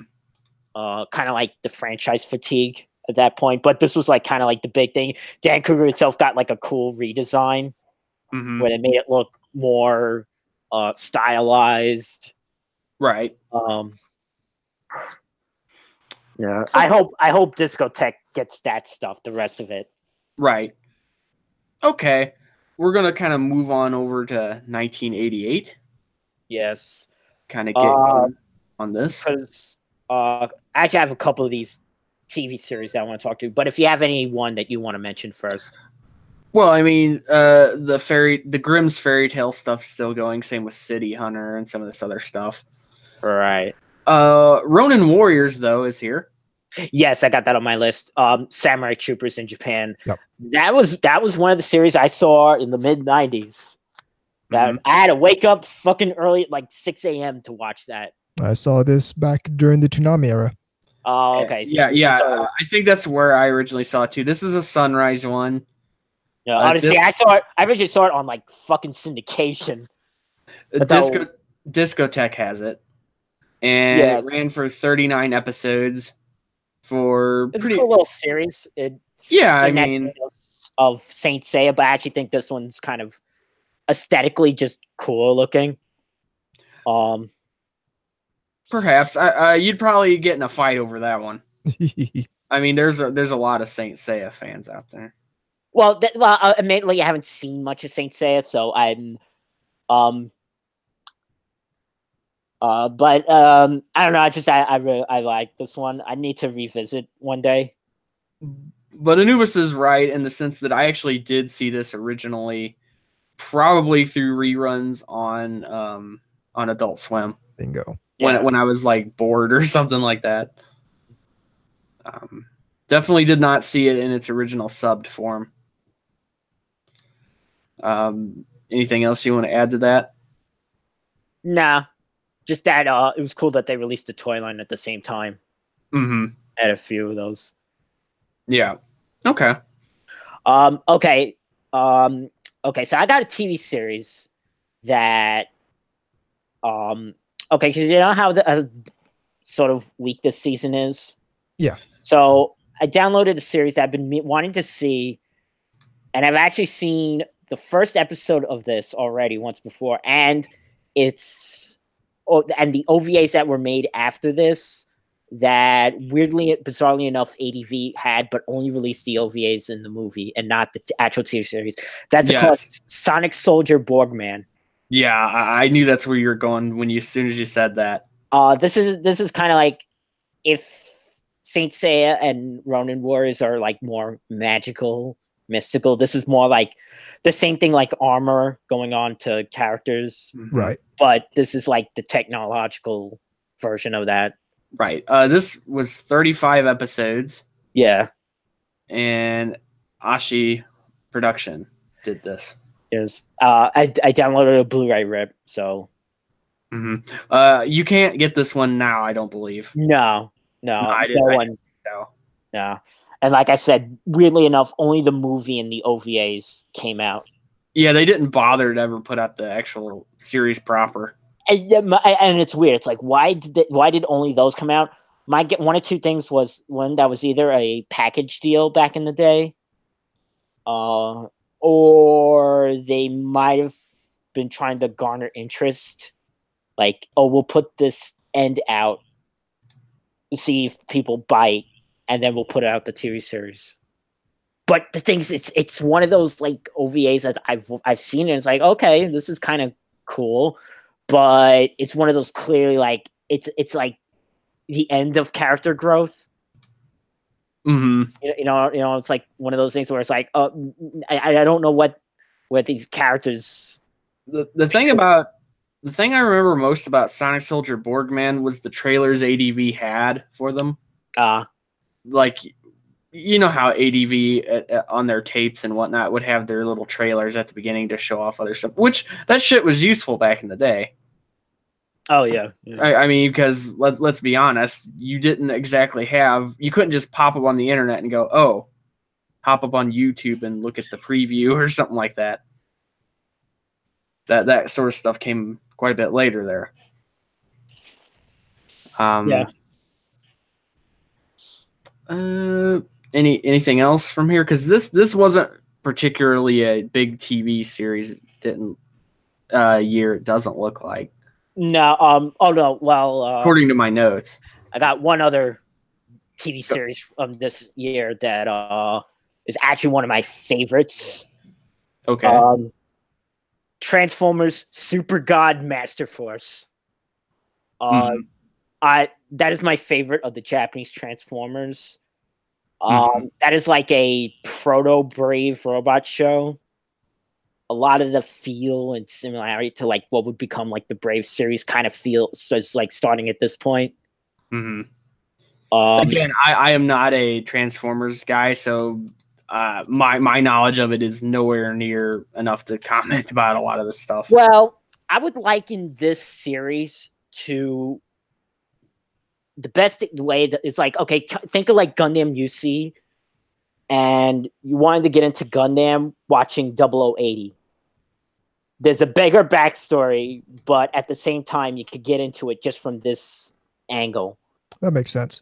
It's like as long as you know, Federation is good guy and Zeon's the bad guy, or in this case, Autobots, Decepticons. Again, this was another one. Well, this is also one that I was able to see a couple episodes of in the late 90s through my tape buying conventions.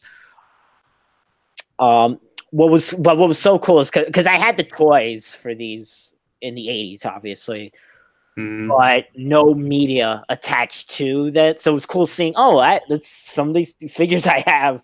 Now I kind of see them do stuff. Because the TV series was done by this point in the US. Right. The TV series itself and the American cartoon wasn't actually on for that long. Right. It was only from 84 to 87. And then reruns from like all the way to 88. But yeah, again, Japan was still going with this. They were clearly really into it.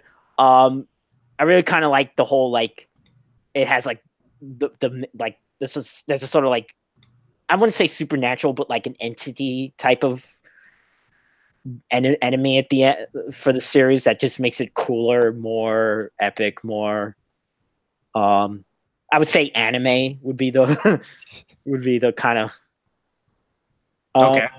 All right. So that's it for TV series. Okay, so we're gonna move to films. Yes. Yeah. Okay, we got some really high-profile ones this time. I guess we could put out probably one of the bigger ones, which is Grave of the Fireflies. Yep. Yeah. Okay. A movie I will probably never watch. This is, of course, Ghibli. Yes. And this was family anime studio. Yeah. Well, a family picture. Yeah. This one, of course, I'm not going to give away the whole thing, but basically, this is basically after since we mentioned the bomb dropping earlier, after sort of the after effects of, the bomb being dropped. Right. I thought it was from what I've read about it. I thought it was like the firebombing of Tokyo. Oh, yeah, actually, I think you're right. My bad. Which actually, from what I've read, is actually like the amount of bombs that were dropped is technically worse. More damage was done through that than the two. Well, yeah, but that's because that was like basically carpet bombing. Similar to what happened to Dresden. where they basically just really pounded the shit out of it. But that being said, this movie is sort of used often as an anti, nuke type thing too. Sort of like advocacy or whatever. Buy the sugar drops at J-List now. Really? I'm not shitting you. They sell the whatever, because there's like a candy that they eat in this movie, and to like tie in, they made the same candy. Right. Okay. But yeah, market anything. Seriously, but it's sort of. This is sort of in the same realm as like Barefoot Gen. Yeah. Right. And it's a pretty general anti-war thing. It shows stuff. But that being said, it's not like one of those things where it's like, fuck America or something like that. No, I heard it's very like just more like this is what happened. This is the it's not like that at all. In case somebody was wondering about that. It's worth seeing, of course. I mean, nobody's going to probably say, "Oh no, that's terrible." And again, who has this? I think made in Japan also. Yeah, I think they have a lot of the Ghibli stuff now, don't they? No, just this one. Okay. Shit. Well. Huh. Central Park Media originally had this movie, which I heard that when they originally released that Grave of the Fireflies, the same day as Hiroshika Doji on video. You can see this one, or you can see that one. You're not going to be happy either way. Yeah. It's like, wow, this is the most bleak, depressing media. If you only watched those two, it's like your introduction. Wow, anime is so bleak. Yeah. Quite a difference there. No, but there's a lot to be said for this. Just what it is. It's autobiographical, sort of, from what I understand. Yeah, so was Barefoot Gen a little bit. Unsurprising, really. Yeah. Well, because I told you, I remember seeing a thing years ago on HBO about survivors of the atomic bomb. I don't know which one, but there were probably. Right. And I just recently watched a thing before we actually got on here about. And they had the mangaka when he was alive of Barefoot Gen talking about. But you know that by the time, because that was when the manga for that was written. I'm sorry, I'm going backtrack to Barefoot Gen. It was kind of like, from what I understand, it was kind of like taboo to even talk about the bomb. Mm-hmm. It was kind of like probably seen as like the past, and there was like the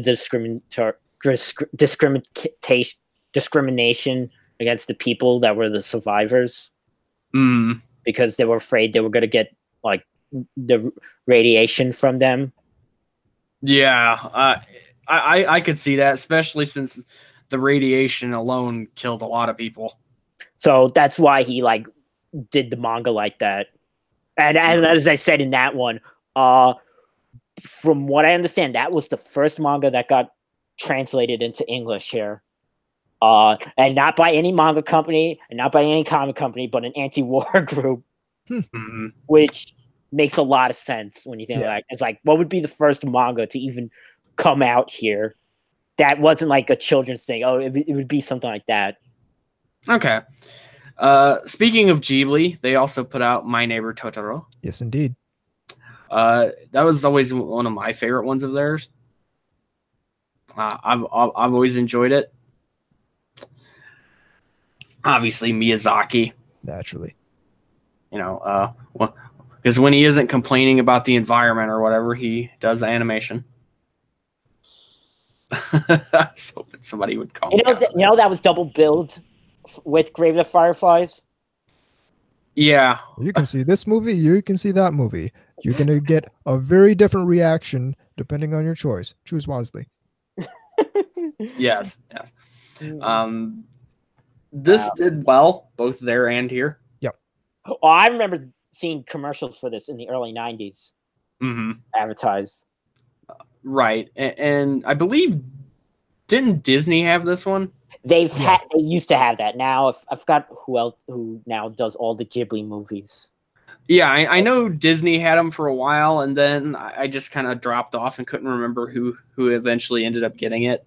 Yeah, those releases didn't look good. I hope that they now have better, because those were those that this is thing in like a lot of Western media when they remaster movies, especially Disney, where they over filter the grain. Okay, yeah, because they want it to look clean. Right, so but the grain is seen as a like, oh, this makes it's unwanted detail, but by doing that you lose the fine touch. So I'm hoping that at least for those that are into these movies, that they're more like with the grain, with the right. It bothers me. I seriously don't know who has it right now. If anybody wants to kind of point that out, that would be awesome. If you want, I will look at that. And as for if you should see it, of course you should see it. It's one of those Miyazaki movies I actually will just recommend in general. While he's doing that, I'll point out something else. There was a few Saint Seiya films as well from this time period. I haven't seen any of them, but there were a few. Right. Let's see here. You also had... okay, we should probably move on then. Well, you got the big movie. You got the big movie of the... Well, yeah, which is Akira. Yes, indeed. Oh, no, I was actually going to say something else, but okay, go with Akira. Well, yeah. Yeah. Okay. I don't know if there's anybody listening to this who doesn't know this movie. Even people who haven't seen it probably know about it. Right. What they probably don't know, though, is that this is more of a hit here than it is there. Yeah. Oh, okay. The company is called G-Kids. Okay, yeah, I remember G-Kids. Okay. In any case, the manga, I think, was actually more popular there than the movie ended up being. Yeah, the manga, when they tried to release it here, they did that weird, like, oh, we have to color this because, oh, nobody reads black and white. Well, yeah, holy crap, was that a mistake? Prove them wrong. But this was really the movie that, like, sort of opened up people to anime. A lot of people, because before this, it was like, you know, the idea of animation being for anything other than for kids was like completely alien. Right. Well, there was a bunch of other things here. Okay, we should point out that it actually is set in this year. I know. Which is a weird ass thing to say. And predicted the 2020 Tokyo Olympics. Yeah. It was originally put out here by Streamline, if I'm not mistaken. Yeah, well, that was like their number one. Yeah, that was their flagship sort of thing. Again, we're not going to go over freaking the plot here. I mean, come on. It's pretty cool and everything. It's one of those things where it grabbed a lot of people's attention. Again, it was marketed pretty well. I mean, even I remember commercials for it. Like those late night sort of like call this number now kind of commercials. Right. Yeah. And I don't know if it was for Streamline or whatever the hell it was, but I do remember seeing them. And this was before I was into anime. Had it probably been Streamline then if it was yeah. If it was Acura that you saw being advertised, so yeah, that makes a lot of sense. I do remember, yeah, like I said, I do remember seeing commercials for it even before I was actually watching this kind of stuff. Streamline was weird. They didn't release a lot, weirdly enough, compared to like Central Park Media but they pushed their stuff hard. Yeah, they sort of did the thing where anything they did get a hold of, they tried to market it when and wherever they could. Their stuff was shown on the Sci-Fi Channel. Yeah, I almost think they did some kind of deal with them. Because I remember Saturday Anime, and yeah, I remember that too. The catalog was Streamline and Central Park Media stuff, between the two of those, you had a lot of stuff there. Right. That's also, I believe, how you saw things like Iria as well. Yeah. Same sort of deal. Sci-Fi Channel and all that stuff. Anyway, another reason this is considered to be a really big deal is just the way it looks. Well, it definitely fit in people's perception of Japan for as being like the future, right around the corner. Well, I meant more the actual animation itself. That too. How fluid it was and all that other kind of stuff. That too. Which also kind of tricked people into thinking all anime was that hyper fluid. Yeah, which no. Not even close. Nah, there were a few close contenders. Well, yeah, but it was one of the, while it is a good movie, it also did, I think, help people get this perception of it that's not really true. That it's all sci-fi and things like that. Well, again, that was kind of really the whole, because they were trying so hard to make anime seen by the public as beyond kids cartoons with animation, but by doing that, it made people think anime was only stuff like that, and it wasn't. Well, it was careful. Yeah, it sort of had a backfire effect in that regard, because people saw it, and the way they had kind of cultivated it or carefully curated what people saw gave them sort of this, and this is especially, I think, true in the UK. Oh yeah, definitely. Which, you can blame manga entertainment and things like that. Yeah, because manga entertainment was the only licensor there. So yeah, and the thing is they tried to make it, it's like, oh, it's cutting edge in this, and it's like I know, which just made it sound like it's like some kind of new thing or something. It's just like some of those movies were like 5, 6 or more years old. Yeah, that was kind of ridiculous. But obviously you can pick it up now. I mean, I don't think this is I have the Blu-ray, yeah. Yeah, and Funny has it right now, right? Yes. Yeah, I thought so. Again, it's changed hands a couple times, but I don't think it's ever been out of reach for very long. Yeah, that's one of those movies that's like, even if it like lapses from like Funimation, someone's gonna pick it up. Somebody would pick it up. Yeah, that's gonna be. Yeah, it's never not gonna go away or become obscure. No, it's also. We should point out a little bit of trivia here, since we're talking about it. There's more than 160,000 animation cells in this film. There were a lot more chances, I think, taken with actual technique and all that, right, than you normally see. Just lots of different kind of, and because of the bubble economy, they had kind of the freedom to do that. Yeah, which is ironic, because the movie's kind of almost synonymously a sort of allegory on the economy about to burst. Right. Yeah, speaking of the bomb, there's definitely some sort of... It's weird how like people in the industry were able to see that like that was about to happen. I mean, even the title, like we've talked previously, Bubblegum Crisis, is kind of like a... Yeah, pointing out that things are not completely hunky dory, I guess would be the right word. Yeah, like it's the sort of like the economy doing well isn't going to last forever. No.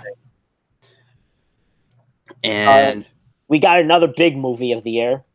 Yeah, there's a couple other things here to point out as well. I mean, there's Urusei Yatsura 5, which is again more of the same. If you like Urusei Yatsura, well, though this one is technically the last movie, wasn't it? Or no? I have no idea. No, but the other big movie I was going to say was Gundam Char Counterattack. Yes. Yeah, Char's Counterattack. Yeah. Obviously, Nozomi put this out, and you can get it really easily on Blu-ray. And I had the kit for the new Gundam back in the early 90s. As for the film itself, it's magnificent. Oh, it's fantastic. Which I thought the name of the Gundam was Fin Fannel because they wrote funnel wrong. I don't know why, but I find that really amusing. But I thought it's like, oh, those are the weapons. I thought that was its name, Fin Fannel. Right.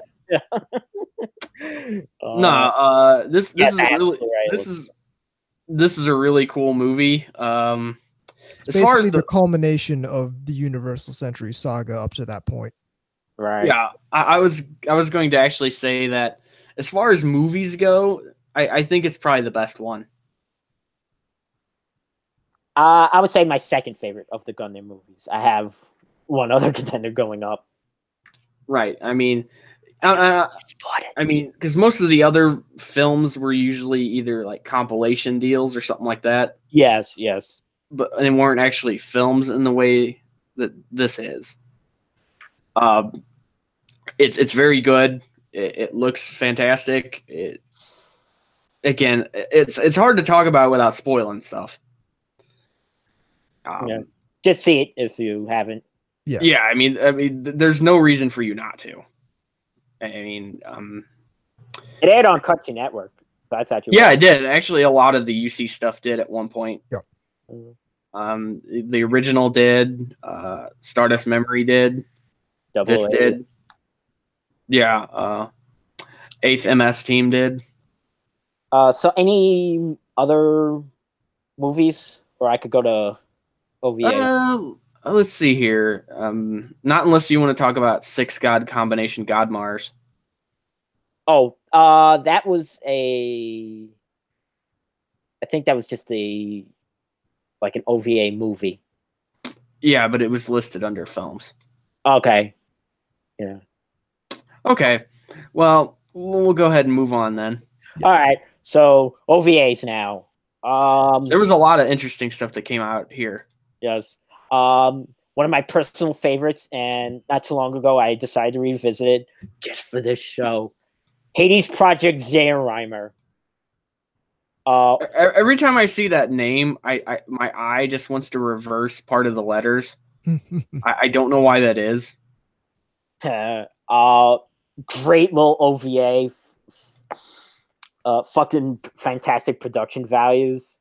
Any issue that it's only 4 episodes and really could have been 6 episodes to flesh out some characterization. Mm-hmm. I actually haven't seen this. I still want to. I do know AIC and ArtMech basically was the studio behind it. Yes. Doesn't Discotheque or somebody have it now? No one has it, unfortunately. Okay. It was originally a CPM thing. Right. Okay. It's one of those deals where somebody just never picked it back up, I guess. Right. There is a Blu-ray release in Japan, so Okay. Come on, Discotheque. Gotcha. The machine itself, Zeheimer, is pretty much okay. So I invented a new word. I invented a new term. Okay. You know what a Mary Sue is, right? Yeah. You know what a Gary Stew is, right? Yeah. Well, I have invented a new word. Mecha stew. Doesn't quite roll off the tongue, but okay, let's go. Okay. Because Zermeyer is fucking invincible, more or less. Okay?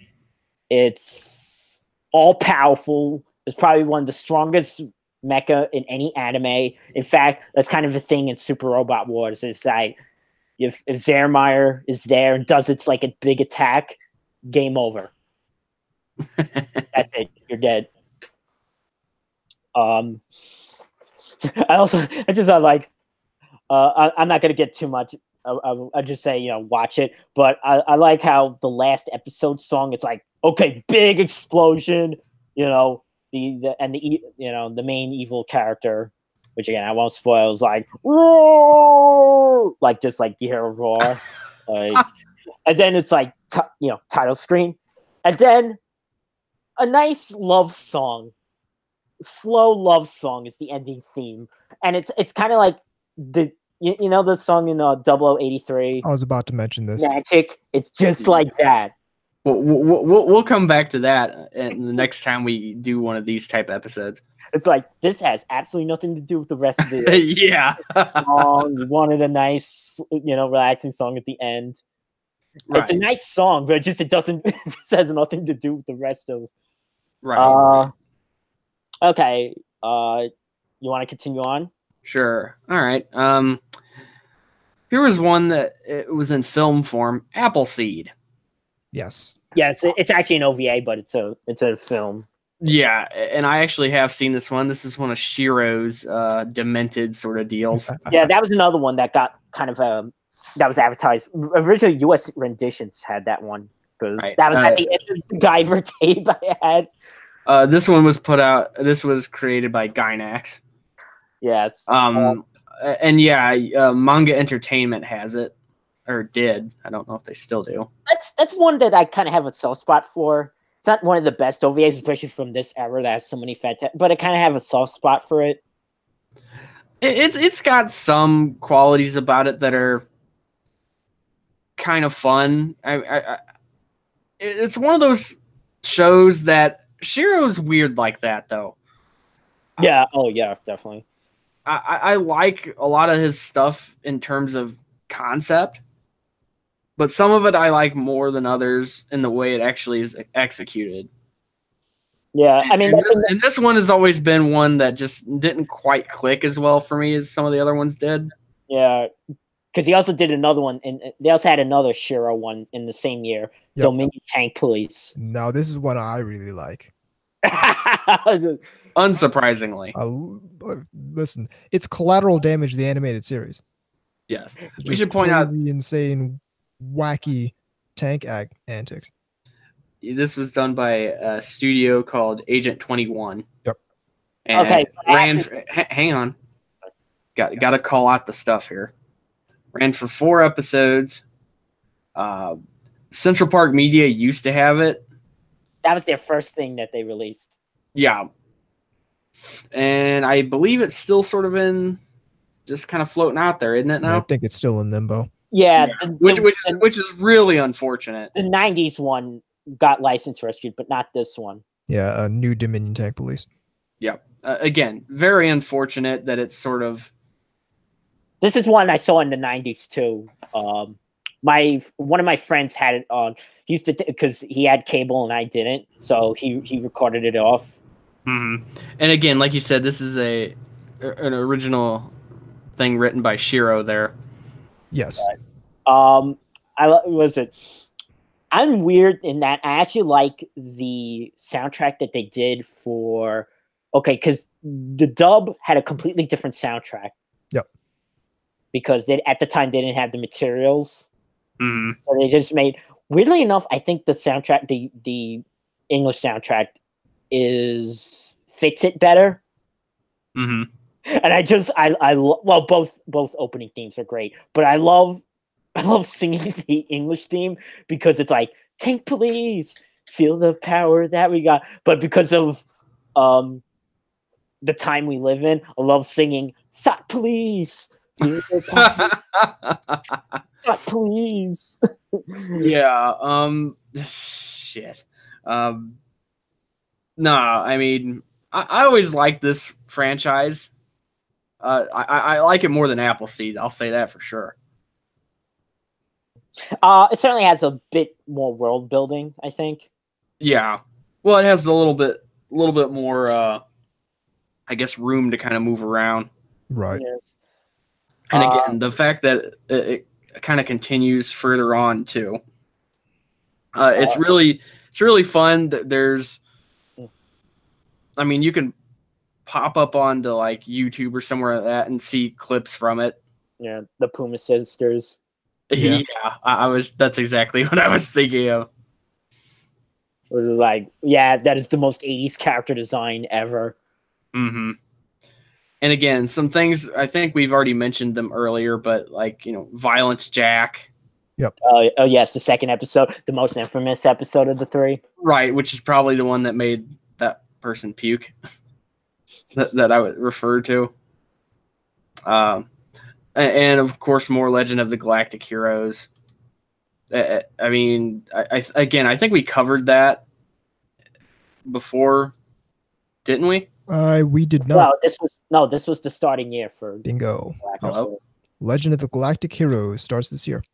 Okay, I think it was sort of mentioned in passing, but no. I mentioned it as one of the things we would get onto when we did this episode. Okay, yeah. So this is a little tricky, but there was a film. Yes. Called My Conquest is the Sea of Stars, which is a great title, by the way. And there's also OVAs. Right. And this is where it gets tricky because there's 110 of them. Yeah. Yeah. This which were done between January 8th, 1988 and March 17th, 1997. But here's the thing. There's 100 episodes and then it's not done after that. No, there's still more of it. Yeah, runs till 97 and then they keep going. Yeah, and there's some films and other shit. I mean, it's truly daunting. Put it this way, the latest Legend of the Galactic Heroes media came out last year. Yes. Not only that, the remake thing. Yeah, not only that, but we should point out that okay, this is where it gets tricky. For the film that we mentioned, the studio is Artland and Madhouse. Yeah. And Sentai has it, by the way. Yes. As for the OVAs, it's Artland did all the episodes, but Madhouse worked on 1 through 26, and Magic Bus worked on 27 through 110. Again, it's kind of hard to keep a lot of this straight. And Sentai has that as well, but they have not put out a physical product of it. They have that. They have actually. Oh, they have? I thought they were just streaming it. Nope, no, they have it. A giant box with like. Let me get this price for you. This is going to be hilarious. I don't like where this is going. Oh, you're not going to like what this is going. I guarantee you. Let's see. Let me look. Let's see it on Sentai's website. If I can find it there. Here we go. Legend of the Galactic Heroes premium box set. Ready for this? Are you sitting down? Of course I'm sitting down. Retail. $799.98. Okay, yeah, no. They'll probably release a version. I think they were actually selling it at Anime NYC, and it's a big box too. And it's actually it's a nice set. Don't get me wrong. Only the OVAs? Does it have the OVAs, movies, and even if it's just the OVAs, it's 110. Including in this release, video main series 110 episodes, movie 3, guide end series 52 episodes. Oh, okay, yeah. Movies 1 and 2. So they basically have everything. Everything. Except from the series. Yeah, all the LLGH you could pay $799 for. And I'll be honest, I've always wanted to get into it, but it's always been kind of daunting because there's so much of it, and we didn't have it for a long time. It's on High Dive now. That's true. Yeah, boy. So you can watch all this. And like I'm joking around, but it's actually a really good series so far as I've watched. Would there ever be a way for it to put on TV They're certainly not dubbing it.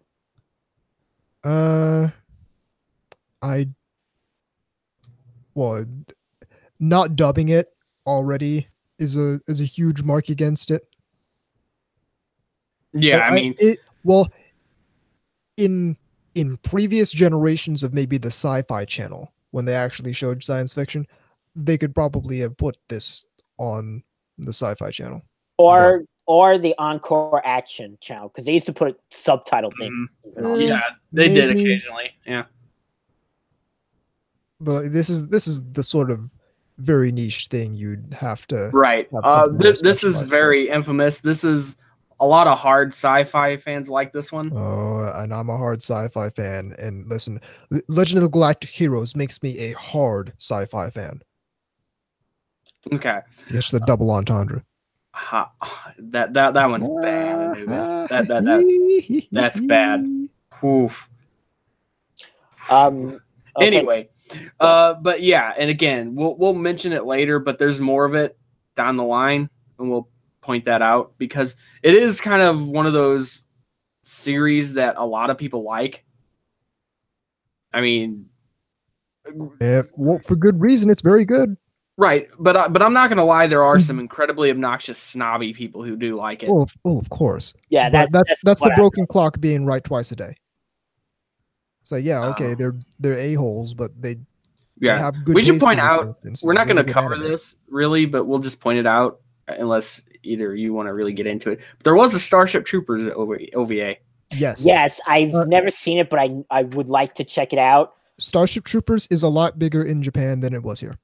Yes, which is interesting because I actually have the book and I've read it, and I'm a pretty decently big Heinlein fan. That's not my favorite of his. My favorite's actually The Moon is a Harsh Mistress, which just got. This one has the power armor in it, actually. Yep. Mm-hmm. Mobile infantry, powered armor. Mm-hmm. What else do we got here? More armored trooper Votoms. Which again, should we really go through all of this? Because this is another one that's kind of hard to follow because of the way it's released. Looks like there were two of them. Well, we've already mentioned Votoms earlier in this series, right? And again, I know we did, and I think I said this last time we mentioned it too. The last Votoms media was a couple years ago. Right. It's still right. It's still going. So I want to talk about one of the big OVAs of this year. Probably one of the most, well, there's two really important OVAs from this era. But one is Aim for the Top Gunbuster. Bingo. Gunbuster. Yes. We did on this show. On that tape I was telling you about, which I'll mention later on, was also basically U.S. renditions was coming. Had at the end of it, had Gunbuster 2. And what was weird was I thought the design, until I actually saw the anime, that Gunbuster was more of an organic design. What it was actually was showing was the really damaged Gunbuster. Right. With the melted chest and opening. Oh no! You know what it was? It was both the melted chest and also opening up with the rib cage. Right. And I didn't at the time understand. Oh, it's a metal rib. It's a robot rib cage, not a. Okay. Well, we kind of need to call out the info here. Yes. Okay. This is Gainax and Studio Fantasia co-op. Yes. Okay. Ano is the director here. Yep. Yeah. Mm-hmm. He wrote it too. I mean, part of it at least. This is actually my favorite Ano. I love Anime. Don't get me wrong, but this is actually my favorite Ano thing. Right. It was my personal favorite Gainax thing. Okay. This was 6 episodes. Yes. We actually did an entire episode on this. Yes, we did. Yes. So, needless to say, we're fans. I have the release that Oniyami's did, Bandai Visual, right? Which is the real crime about this is that it's not around right now. Right. The only version that you can get, I've been tempted to get it. Maybe I'll just get it when it's on sale again for like dirt cheap. Is the movie version, which is, from what I understand, it's the most of the episodes are kind of compressed, but 5 and 6, which are the best episodes, in by the way, are complete. Right. That being said, I actually have never watched the film version. Me neither. I've only watched the OVAs, and again, it's really cool. There's a lot of interesting stuff in it. First off, visually, it's just a marvel. Oh yeah, it's really nice looking. Well, great character designs. Haruhiko Mikimoto. Yep. Yeah, good designs. The way space is portrayed is really neat. That's one thing I've always appreciated. Yeah, I love. Oh yeah, time dilation.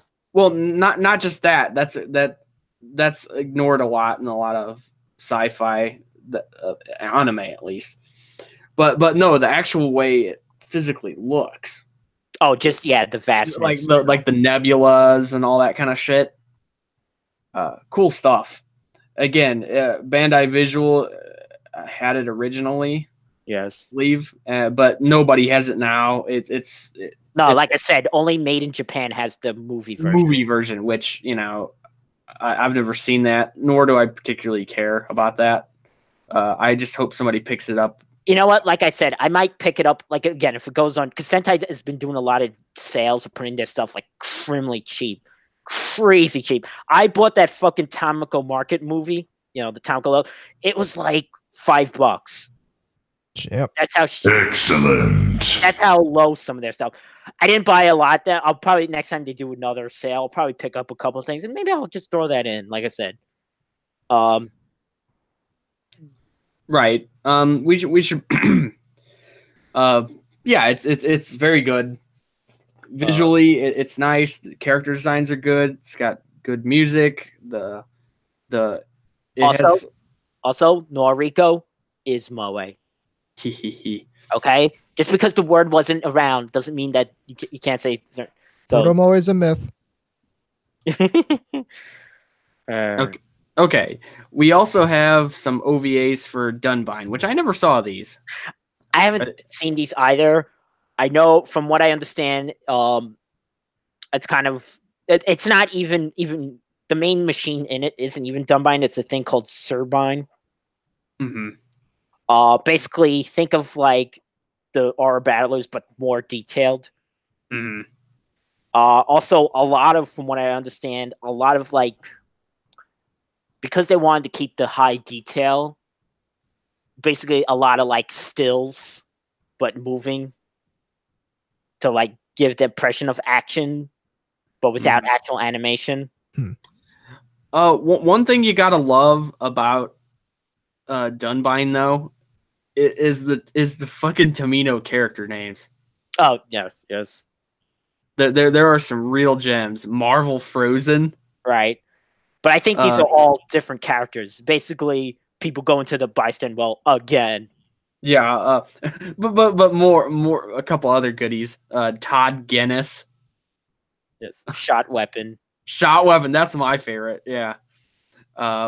Just some things that's like I wonder what was his thought process on how he came up with some of them. Just like draw like, okay, take this word out of a hat. Anyhow. Okay, there's still some cream lemon being done at this point. Again, part of that new cream lemon series. We also had a couple of Urusei Yatsura OVAs as well. But beyond that, we had Crying Freeman. Which that's one I know of, but I've never seen. Right. Okay. But I know the mangaka's name. Koze Koge. Yeah.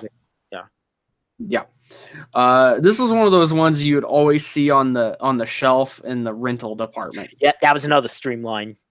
Yeah, you saw it all the time. It ran for 6 episodes. between September 1988 and January 1994, which is a pretty long time for only 6.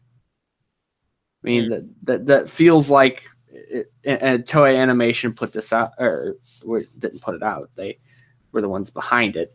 Discotheque put it out, or has it right now, rather. Yeah, I was just gonna ask, is this license? Yeah, it is.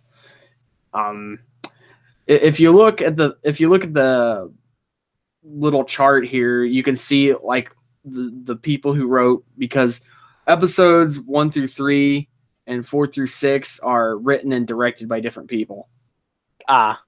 It's one of those deals where halfway through it kind of swaps. Yeah, some OVAs are like, some OVAs took like, some OVAs, like, all their episodes took only a year. Others took like many years to get their couple of episodes out.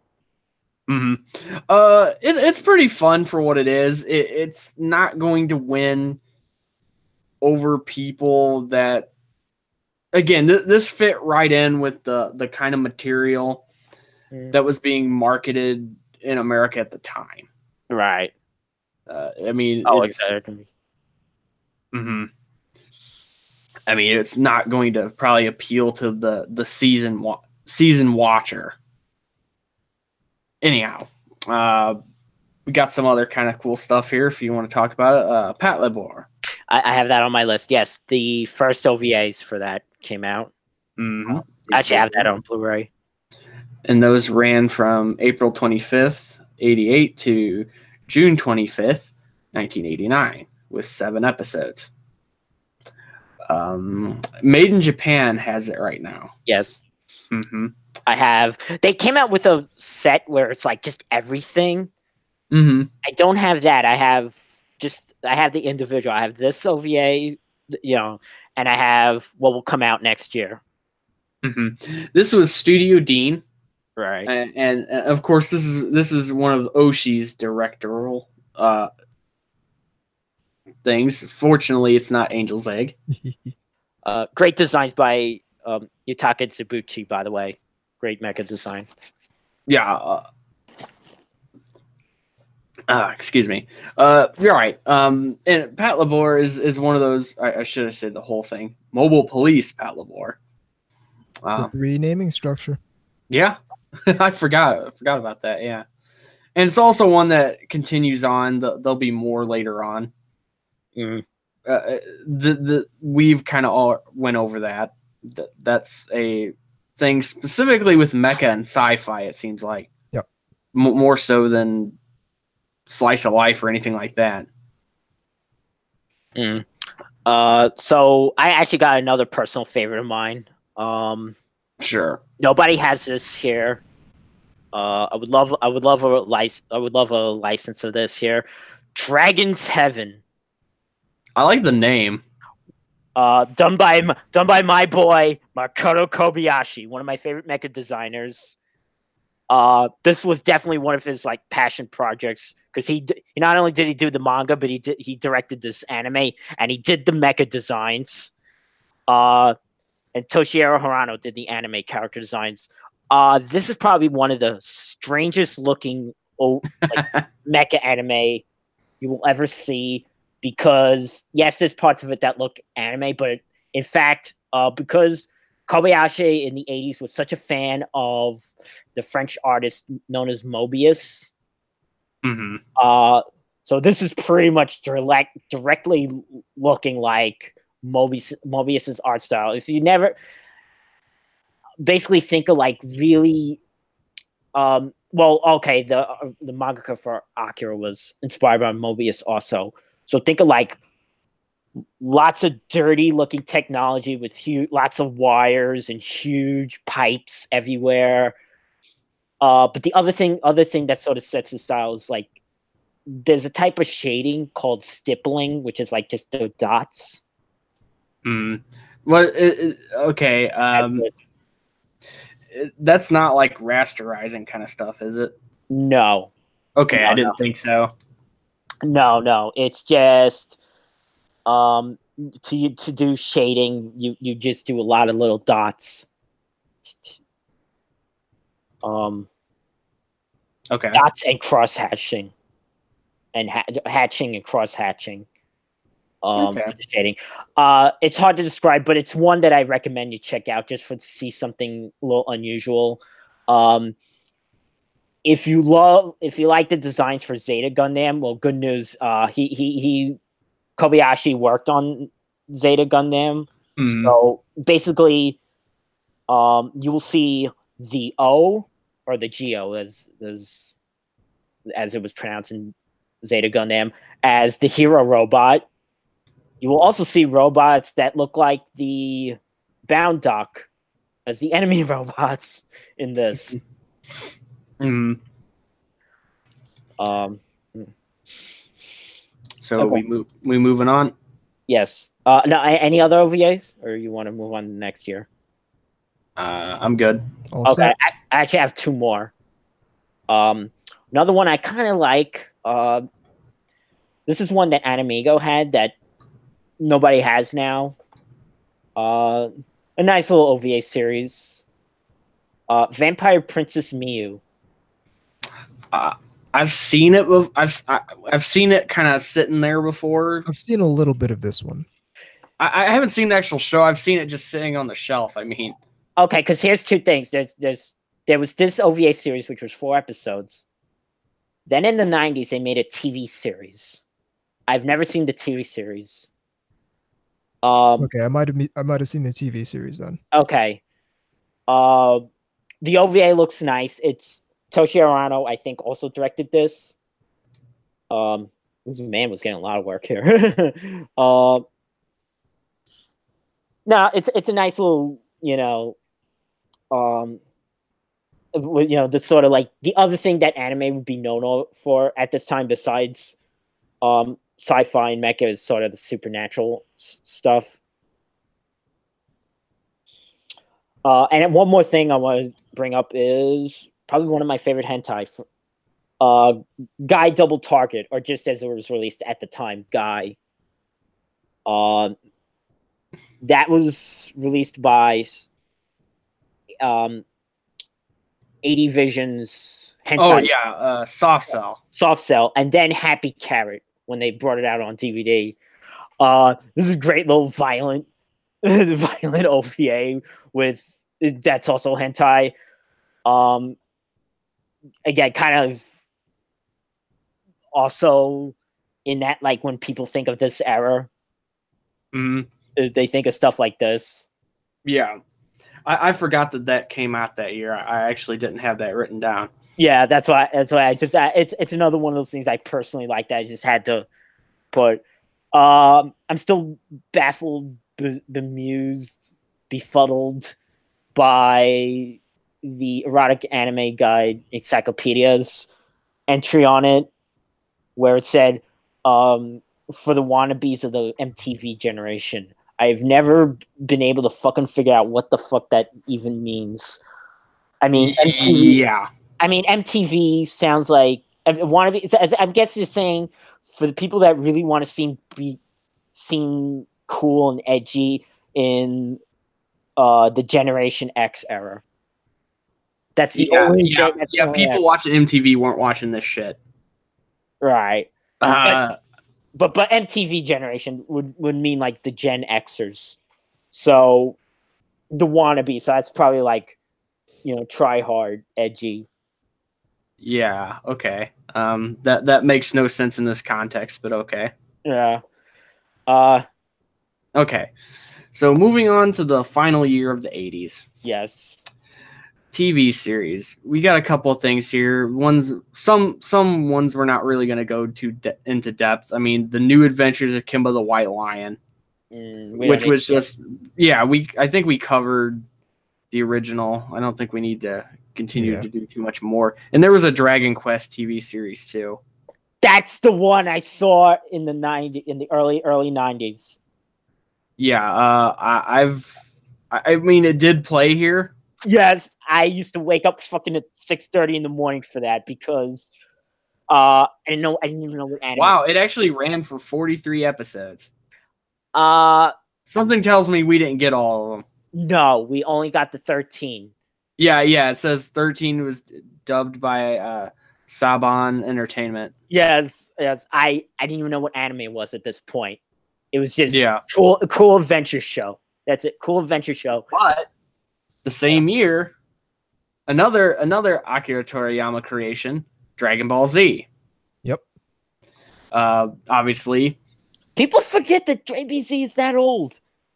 Actually, I think people think. Actually, I honestly thought it was slightly older. Anyway, it ran in its original run from. Yeah, better sit down. April 26, 1989 to January 31st, 1996. Yeah. 291 episodes. Yeah. Obviously, all 3/4 all filler. No, that's not true. The studio obviously is Toei. That if you didn't know that, stop listening to our podcast. Do you not know who makes the stuff you watch? Seriously. Yeah, unless you think Funimation actually makes this show. Yeah, some people still think that. I think there's some people who do. It's like, oh, they're the ones that make the show. It's like, so we're gonna write letters complaining that they've stopped. Anyway, obviously Funimation has licensed it, but it's went through. We could do a whole podcast on the history of this, just the way it's moved around, because Pioneer had it at one point, right? Oh, well, I was watching DBZ, maybe not as early as some other people, because I'm sure there were definitely people who were like watching during tape trading, but I did see it on syndication in the mid-90s before it was on Toonami. Oh yeah, I used to see it in the mornings. Right, it would be Sunday morning, and I would watch it because I'd always remember the little animation of Gohan running along the thing with the guitar blistering. Yeah. In any case, it's still very popular. It's still on TV even now. Although it's Kai version on right now, by the way. Right. No, it's Kai. Super. It's Kai, but not even that anymore. Now it's just Super. Yep. And Goku just got a balloon this year. Well, last year actually. There was a great joke on that. I mentioned it, I think, either last time or before, where they have somebody drew a really great picture of the balloon of Goku popped, and you see Vegeta looking off in the background with a fucking with a thing behind his back, fucking slingshot. That's great. That was pretty funny. It's funny. You can see him just doing that, like you see him like with this like shit-eating grin. It's pretty good. Anyway, if you don't know Dragon Ball Z, I don't think we need to go too into detail here. It's long. It's still popular. It's got a bunch of branch offs and a bunch of movies. Makes $1 bazillion. It's been released seemingly 100 times under various different. At a terrible movie that should never ever see the light of day. Yeah. Okay, moving along because we don't want to dawdle too much on it. Okay, can I go next? Sure. Okay, because I actually got 2 series, but I'll start with one here. Probably one of my favorite shows from this TV anime from this decade. Admittedly, I was exposed early to this in 1994, so there's that, but it still holds up. Motto King Grand Zord. Love that show. Never seen this one. No, probably one of my favorite robot shows, TV, or at least TV anime robot shows. Well, let's again do the call out here. Sunrise Studio. Yes. 41 episodes. Kunio Kawara is the mecha designer. Yeah. Ryosuke Takahashi is one of the writers. I don't believe we ever got this one, did we? No, we haven't, unfortunately. There is a Blu-ray release in Japan. So someone, and it's like, you would think like, who would buy this? But the thing is, we're getting a whole bunch of these robot shows that have never had release here. Yeah, so, and I have a feeling, I'm not saying we'll get them all, but I think if there's any interest in some of these shows from like longtime fans, they might be able to gauge that. Yeah, admittedly, it's a little bit more kiddier than some of the other robot shows. That doesn't make it. That's not like a pejorative to say something is, for a young demographic or kiddier, or more comedic, but because it's still great all throughout, and it doesn't overstay its welcome with at least in the TV series. So you never know. Actually, I had the bootleg DVDs of it. That's how I was able to see the whole thing in the 2000s. But yeah, I would absolutely love a license for that here. And one other TV series I'm going to talk about real quickly. So we got a third Japanese Transformers show, Transformers Victory. Kind of cool. Not as cool as Master Force, but probably of the three, the best looking of the three. Maybe certainly the most anime of the three. By this point, they were doing it more like the way Japanese robot shows were, where lots of stock footage of transforming and combining. More emphasis on the good side than rather as far as the number of there wasn't as many characters on either side. It was a little bit more smaller scale because the popularity of Transformers was kind of waning. They were doing it more the way like what would become like the Brave series or just Japanese robot shows in general. Less robots in the show, but more them combining and recombining in different configurations and stock footage and power attacks and all that stuff. So if you know what to expect from some other, it would seem like I've seen some of the stuff. But that's it. As far as okay. All right. We've got Pat Labor, the TV series. Right. Obviously, Sunrise was the studio here, and it ran for 47 episodes. It's licensed by Made in Japan.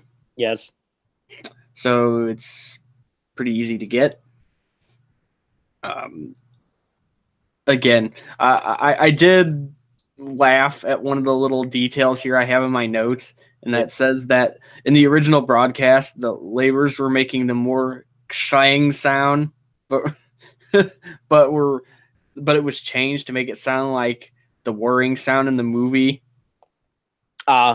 Just one of those weird little things when I was jotting down information. That's kind of like how Mobile Suit Gundam had like the original anime sounds, and then they had which were more like less realistic, and then they had the more like realistic sounding. Yeah, like the alerts and all that. Yeah, or even like when they would shoot, it would shoot like laser sounds, but then in the it wouldn't sound so pachoo or whatever. Yeah, it was like but then in the other would be like actual machine gun sounding to make it more real world. Right. I think that was only done for the movie compilations. Right. Again, Tomino was probably trying to sort of excise some of the more silly elements, I guess. Yeah. Tomino and Yaz. Yaz directed the movies, actually. But moving along. We should probably talk about Ranma 1/2. Yes, we should. Yes. Again, this is a Rumiko Takahashi manga.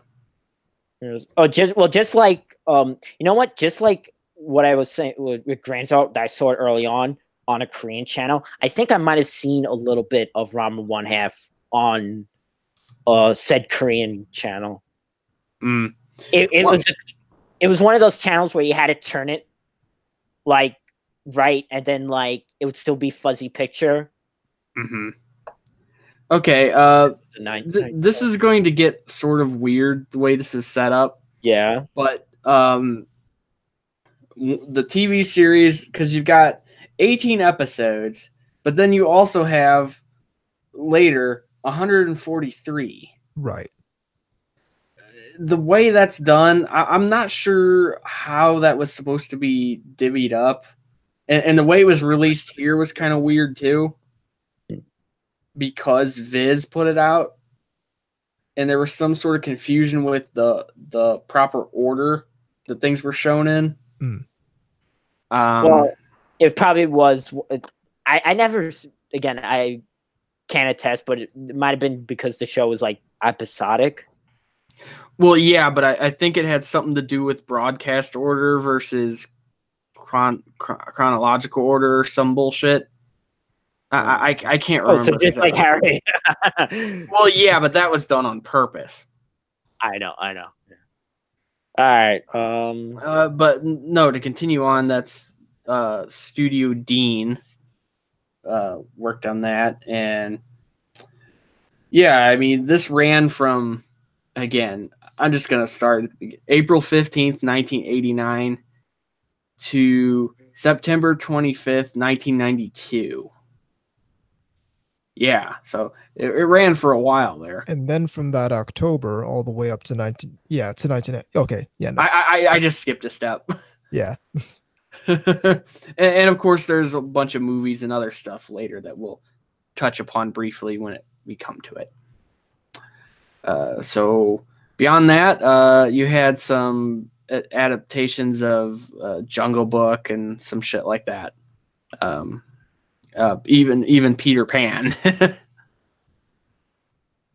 Never saw any of it, but it was done. Anyway, moving on. Yeah, I think we should go because a lot of movies came out here. Yeah. Some really good ones.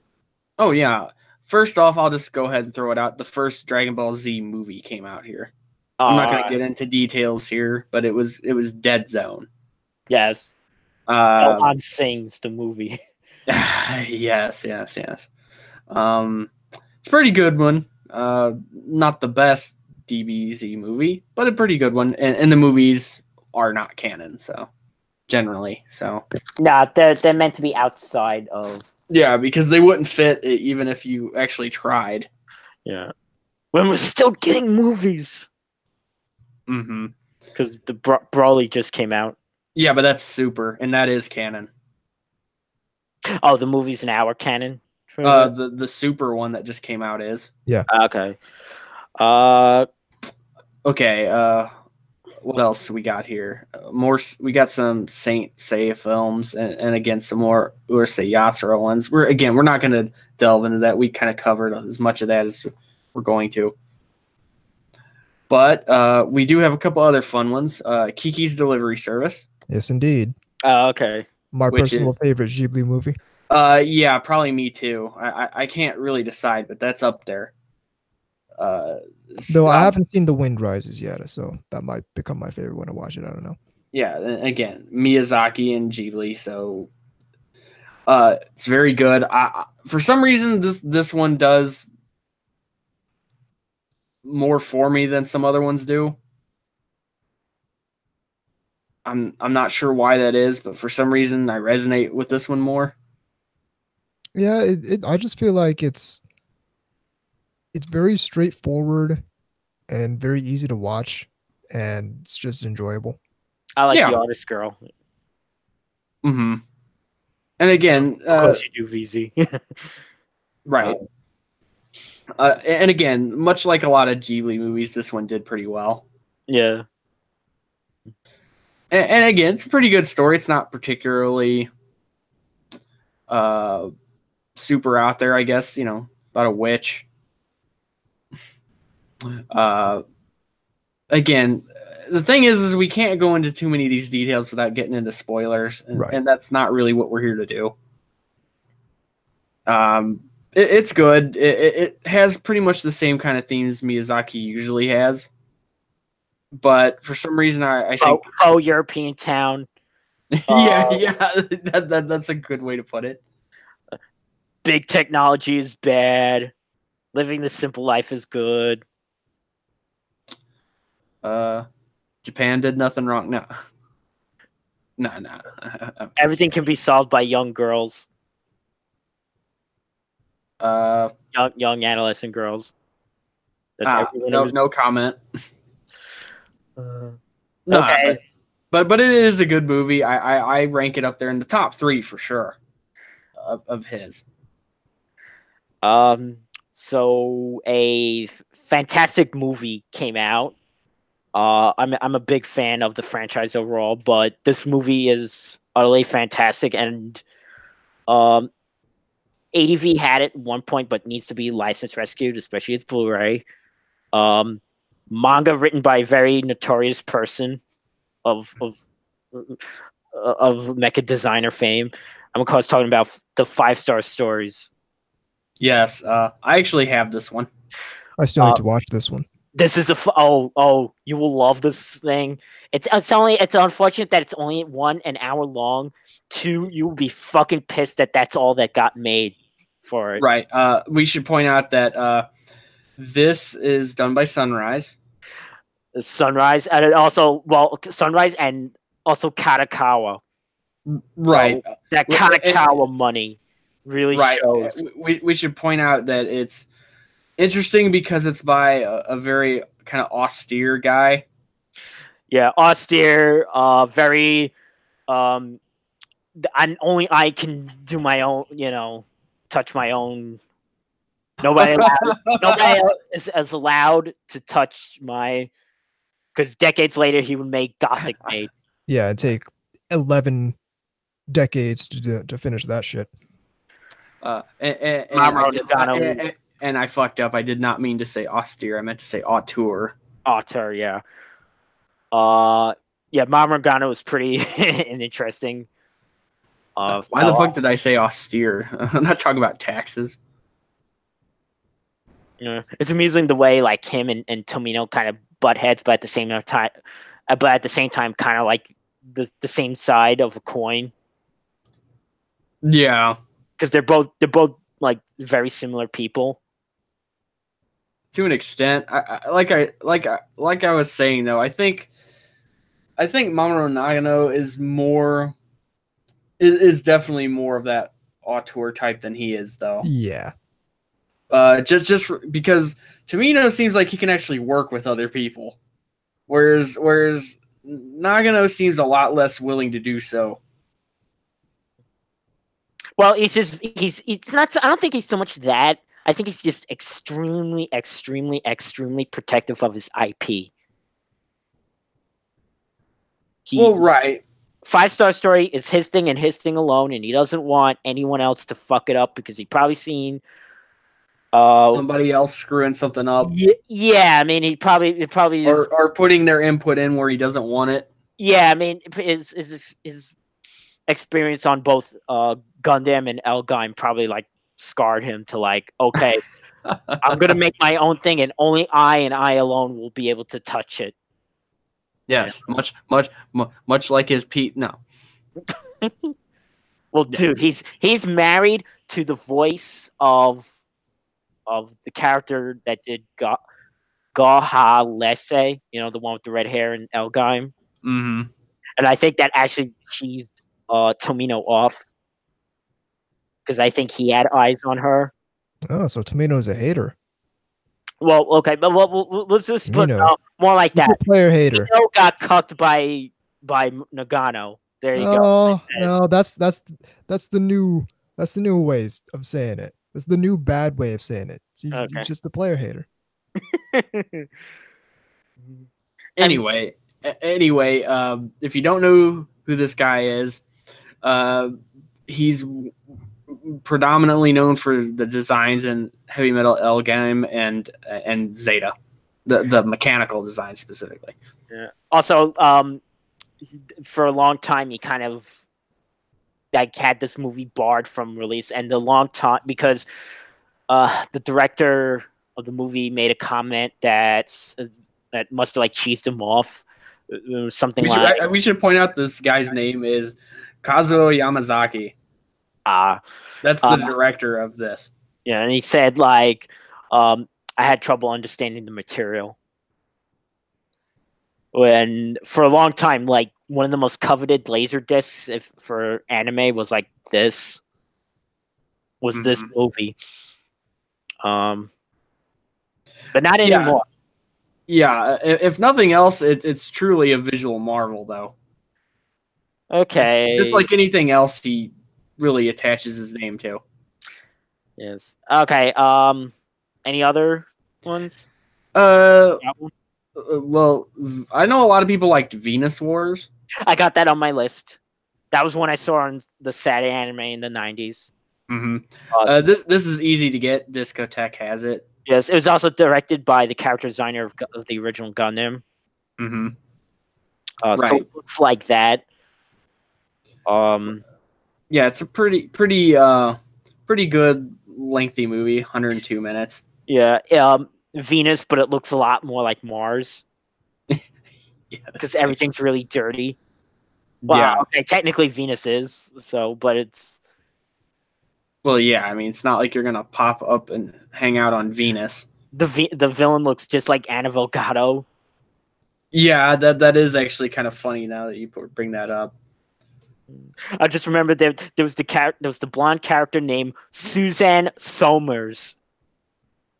That is pretty funny. I mean, I actually forgot about that. And then because she was a reporter from Earth, she goes to Venus, and then all the people like, it's a blonde, like, oh, she has blonde hair. It's like, wow, you guys are thirsty.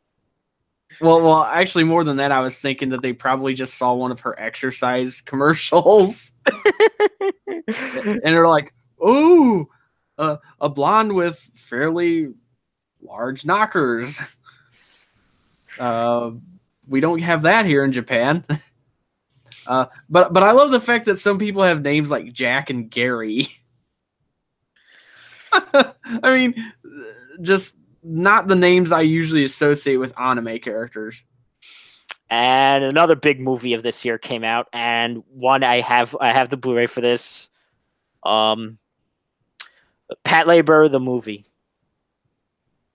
And this is one I saw in like the very early 2000s, so I kind of have a soft spot for this one.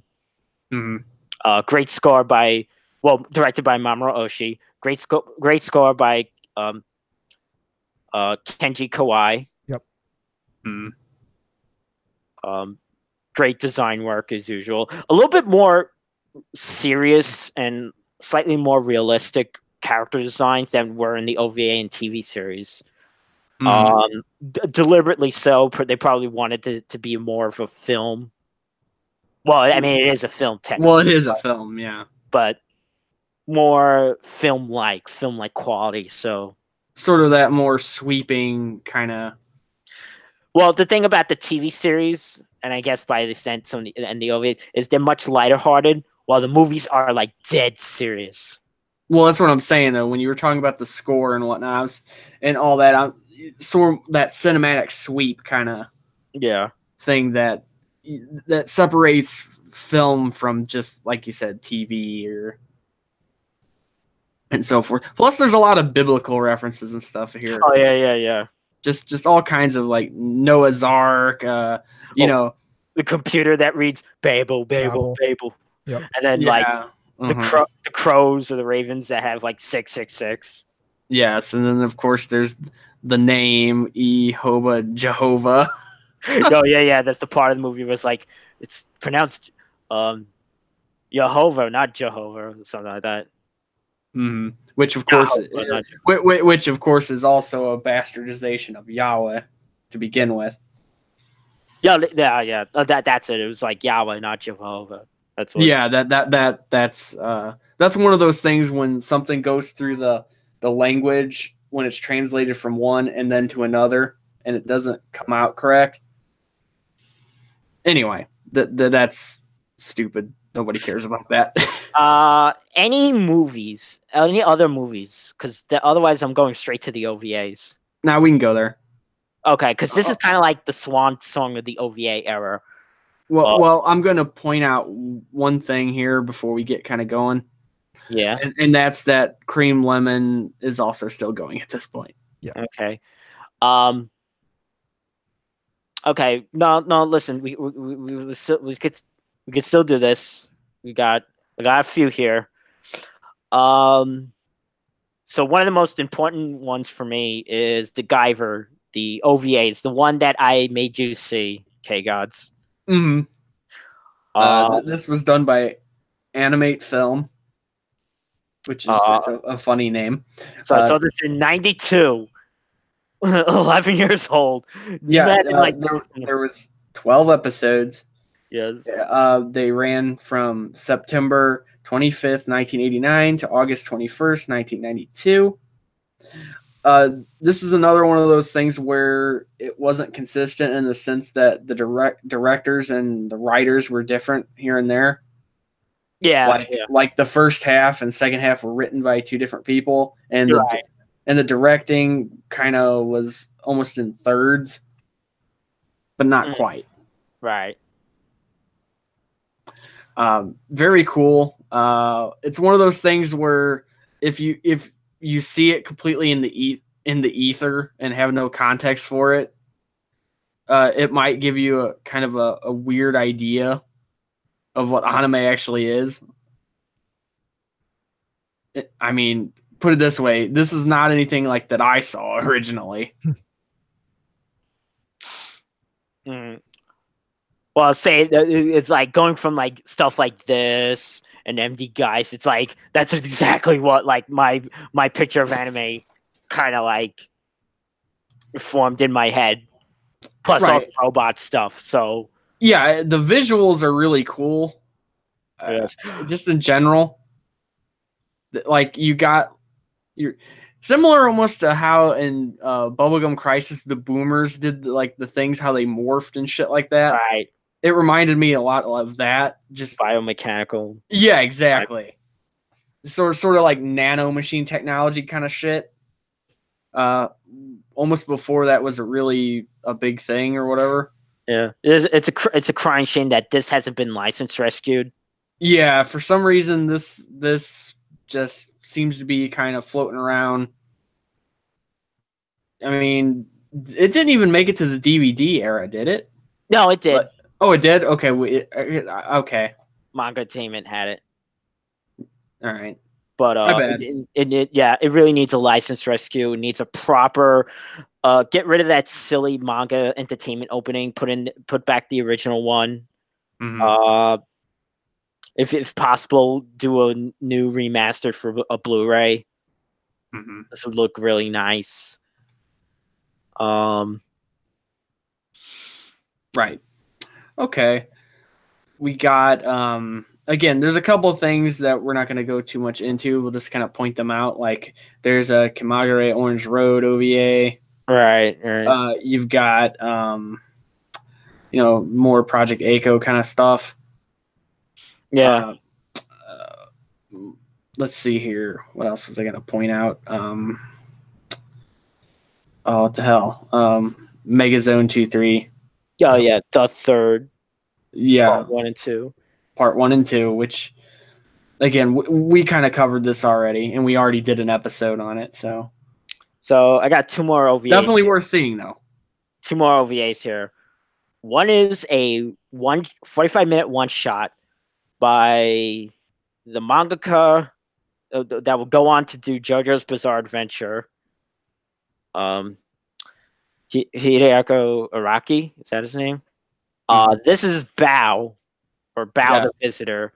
Cool little one shot, very bloody, very gory. Yeah, it's notorious for that.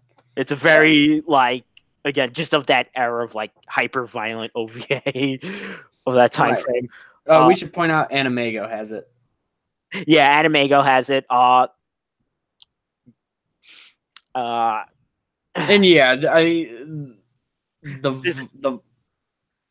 violence. Yeah, the violence, and also wouldn't hold up today to certain people because of there's a Native American character, so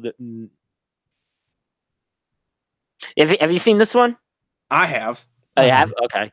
Yeah, there's a Native American psychic character. So right, but the whole thing is like you said, it's a one shot. It kind of goes for that whole bioweapon angle. Yes, it actually feels very similar to the Guyver.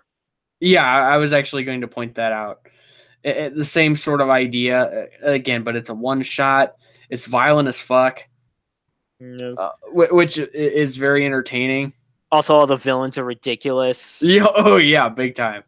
Also, well, Bao itself is kind of like how we should point out the Bao is a parasite. Yeah, it's a parasite that goes inside and makes you very super invincible. But again, that's sort of that's another thing you saw a lot in these kind of OVAs and stuff. That the whole idea of viruses infecting people and making them go into like sort of a psychotic killing machine sort of thing. Yeah, like the Guyver's the same way. It's like the hero who's forced to fight outside of his own circumstances and more or less is just trying to survive. Mm-hmm. Another cool one that came out is Cybernetics Guardian. Oh, okay. I didn't put that one on my list, but yeah, that's a Koichi Ohara. Yeah, AIC Koichi Ohara. Yeah, and it's another one shot. You can get it as part of the collection, right? The Mecha Masters collection. Yes. Because I actually have that. That one had a very great that one actually had a really good soundtrack to it too. Yeah. There were numerous things. First off, even though a lot of people don't like them, I actually like Ohada's stuff. Yeah, in general. so like they're just of that era of like this. You wouldn't see them now. No.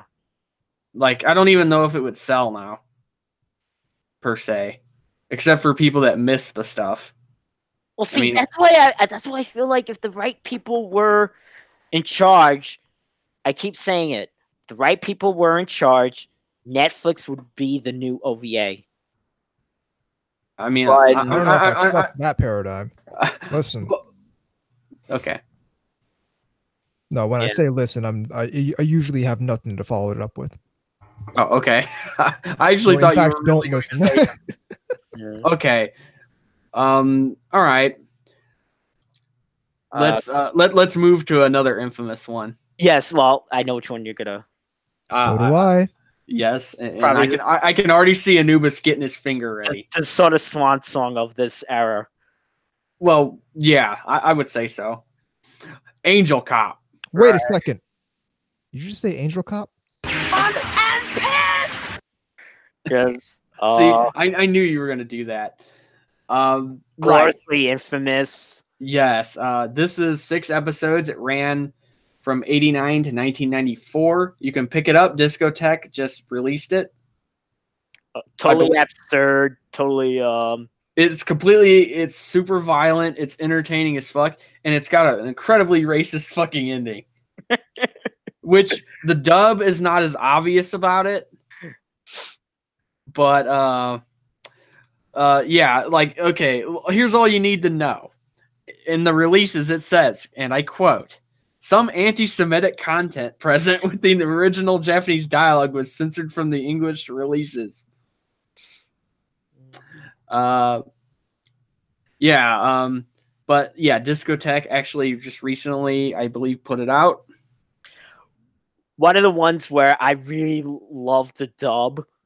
Oh yeah, because it's just so shameless and it's foul. Oh yeah, you guys just heard it. Yeah, I mean, it's hard to hate it, just because of that. That being said, I did laugh at the little references thing that from AnimeHerald.com said Discotheque rescues classic trash OVA. Wow. Wow. Yeah. Not so much the later episode, especially not the last episode, but definitely the early episode definitely had an Akira vibe in terms of the animation. where there was that more fluidity type of like, and again, there was this sort of push to have the animation be more real world like. I do got to point this out because it's making me snicker when I'm reading here. Some of the bullet points here say that there's uncensored subtitles. Gee, I wonder what they mean by that. And new essays on historical context. Wow. Oh yeah, you don't think that's a reference to that, do you? It's like, yeah, not gonna pull any punches. The ending is racist as fuck. Should you still see it? Yeah, probably. It's if nothing else, just to see how completely like balls to the wall it is. And well, I don't know. I mean, is there like any real explanation behind why that ending is the way it is? Is like the dude just like a conspiracy theorist, or you know what? I have absolutely no idea why that. Was he just like a deranged Nazi sympathizer? Or... I don't know. I do know it's more morbidly entertaining, especially like you said, the dub. I mean, anyway. I think it was less Nazi sympathizer and more from a Japanese nationalism angle, especially this era where the bubble economy just right before the pop. Although the last episode came out in '94, and that was after. And if I remember reading or hearing that the last episode was delayed because of the Iraq War, the original Gulf War. That's interesting, though. I actually didn't know that. I don't know why that was. Why something would be, but maybe they wanted to see how current events were. They wanted to see how it would turn out. Yeah. Well. Interestingly enough, Justin Savakis referred to it as buried garbage. People just don't have love for Angel Cop. I wonder why. Well, it's again, it's kind of it is sort of hard to defend the ending. I mean, anyway, again, the thing is it's hard to actually talk about it without revealing what it actually is. Yeah, just I rather just see it like a bunch of. See it. Just watch it like a big boy. Yeah. Come to your own conclusion.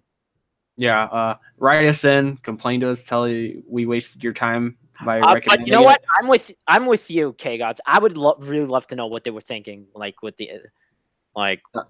I mean, it was one of those things that if I'd have thought about it more, I would have actually went to the trouble of trying to investigate. But the weird thing is that that reveal kind of comes out of left field because it doesn't really have much to do with anything else. Yeah, that's what I'm saying is like, well, was that just like the people behind it are just like, you know? Anyway, it's worth looking at. Even if you end up hating it, you'll at least have a point of reference. Yeah. And certainly be able to laugh along at us using that soundbite. Anyway, the last pick I have, I don't know about anybody else, but the last pick I have is, of course, Mobile Suit Gundam 0080, War in the Pocket. Oh, yes. The 10th anniversary of Gundam, so this was the first OVA, I believe. Yeah. Yes. Obviously, this was Sunrise. And whatnot. 6 episodes. One of my favorite Gundam OVAs. Same here. Yeah, same here. There's this one's interesting in the sense that while it definitely has mecha fights and everything, it's not really the focus of it. Yeah, see, it's funny. You wouldn't think I would like it as much because, like, oh, there isn't as much. But I don't know. I'm not as shallow as I sometimes appear to be. Sometimes come off where it's like, oh, you just want to see the action of the. Yeah, it's super depressing. I'll just say that. Oh, great design work. Oh yeah, design is by Haruhiko Mikimoto. Yep. And mecha design is by Yutaka Tsubuchi. Yep. And again, it features, unfortunately, the only appearance of one of my absolute favorite mobile suits, which is the Comfer. Yeah. Right. Which is just a walking death machine. Yes. Now you can pre-order your very own expensive figure on Robot Damashi of the Camphor. And I think another reason outside of all that this is good is because it was the first time they looked back at something that kind of already happened. Right. And kind of wanted to kind of expand upon it a bit. Yes. Because this takes place at the end of the 1 year war. And at the end of it, and basically sort of puts a different kind of spin on it because it's taken from the perspective of a Zeon Special Ops group. Right. And so you get to kind of see a different sort of side of things going on. Plus, you get to see actual fighting that aren't even in mobile suits, which is rare. Running around with knives and guns and whatnot. Right. Kind of sort of Rambo-esque sort of shit. Pretty interesting there. Good stuff. Well worth seeing. Unfortunately, this one does not have a Blu-ray yet. In Japan, it does, but we do it not has to yet. come out here. Yeah, we haven't gotten that yet. I'm sure we will eventually. So here's hoping. Again, it's short. It's just 6 episodes. You could just knock it out in like a 2-hour session. And it's recommended you do so. Oh, yes. Anything else anybody wants to talk about, like Goku Midnight Eye or something like that? Or... yeah, that's another strange. That one's a really odd. Yeah, I remember renting that one time. That's a really fucking weird. Yoshiaki Kawajiri. Just very. Yeah, it does. It's very odd, and even the cover is just very strange. It's like you got like the sort of like standing pose, and then like the stripper looking. I mean, it's just very weird. Yeah, what is it? There's robot pterodactyl skeletons. It's like make of that what you will. So yeah, I think is that gonna be it? Yeah. I'll mention Riding Bean, and I'll only mention that because I think they're either currently or just finished not too long ago the Kickstarter for it. Yeah, I think it just got its backing. Okay, yeah. Yeah, that's Kenichi Sonoda, who's one of my personal favorites as far as OVAs go. Okay. Yeah, so in conclusion, the 80s were interesting because you could see that split where the OVAs take off on the second half of it, where you start to see that being sort of what was thought kind of to be the future of sort of anime. It didn't quite work out that way. Yeah, less on the merchandising of anime. And yeah, they weren't relying as much on merchandise at that point. No, more on the sale of the actual anime itself, which has never been quite like that again. So, because man, it must have been frustrating as fuck to look at some of these beautiful mecha designs, and then like to have like nothing. At most, you would have had like a garage kit. Yeah. And like I said, that split is interesting because, like, not only does it take off with the OVAs and all that, but you also start to see as the OVAs kind of get more and more outlandish and the decade starts to close down, you start to see the economy starting to slip too. Right. And I think, and I do think that's probably why the OVAs sort of didn't go the direction that people thought they were going to. Yeah, OVAs don't become as elaborate as the coming decade. Well, we're also going to see the culmination of that paradigm when we go into the 90s, because at the fore end of the 90s, you start to see the first TV series start to adopt the production committee market structure that we're familiar with. Yeah, I mean, and again, at the beginning of the 90s, you still had sort of the tapering off of some of this stuff, and we'll certainly get to that when we come back to this. Yes. And we'll have a guest. Yes, we will. So we'll also see, in an aspect that I'm familiar with, we'll kind of see a almost return on a renaissance, if you will, a last hurrah of mecha anime on TV designed to sell merchandise.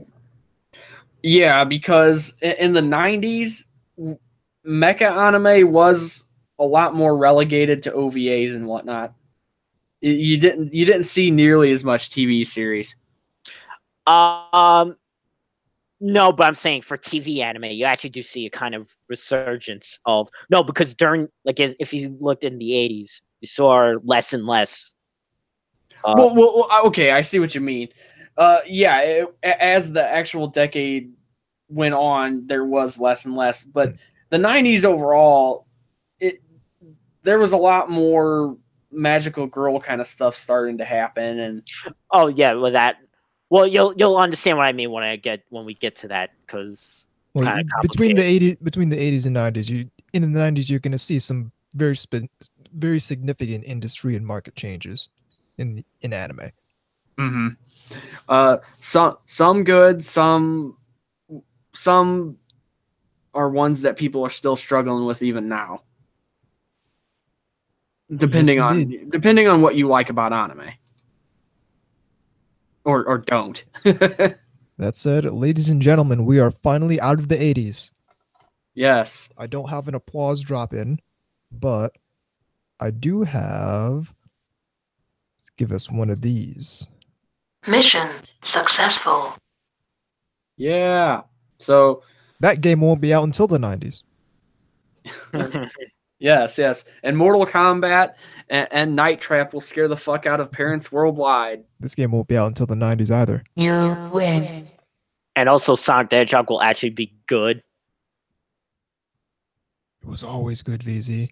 It only got bad real late in the game. I don't know what you're talking about.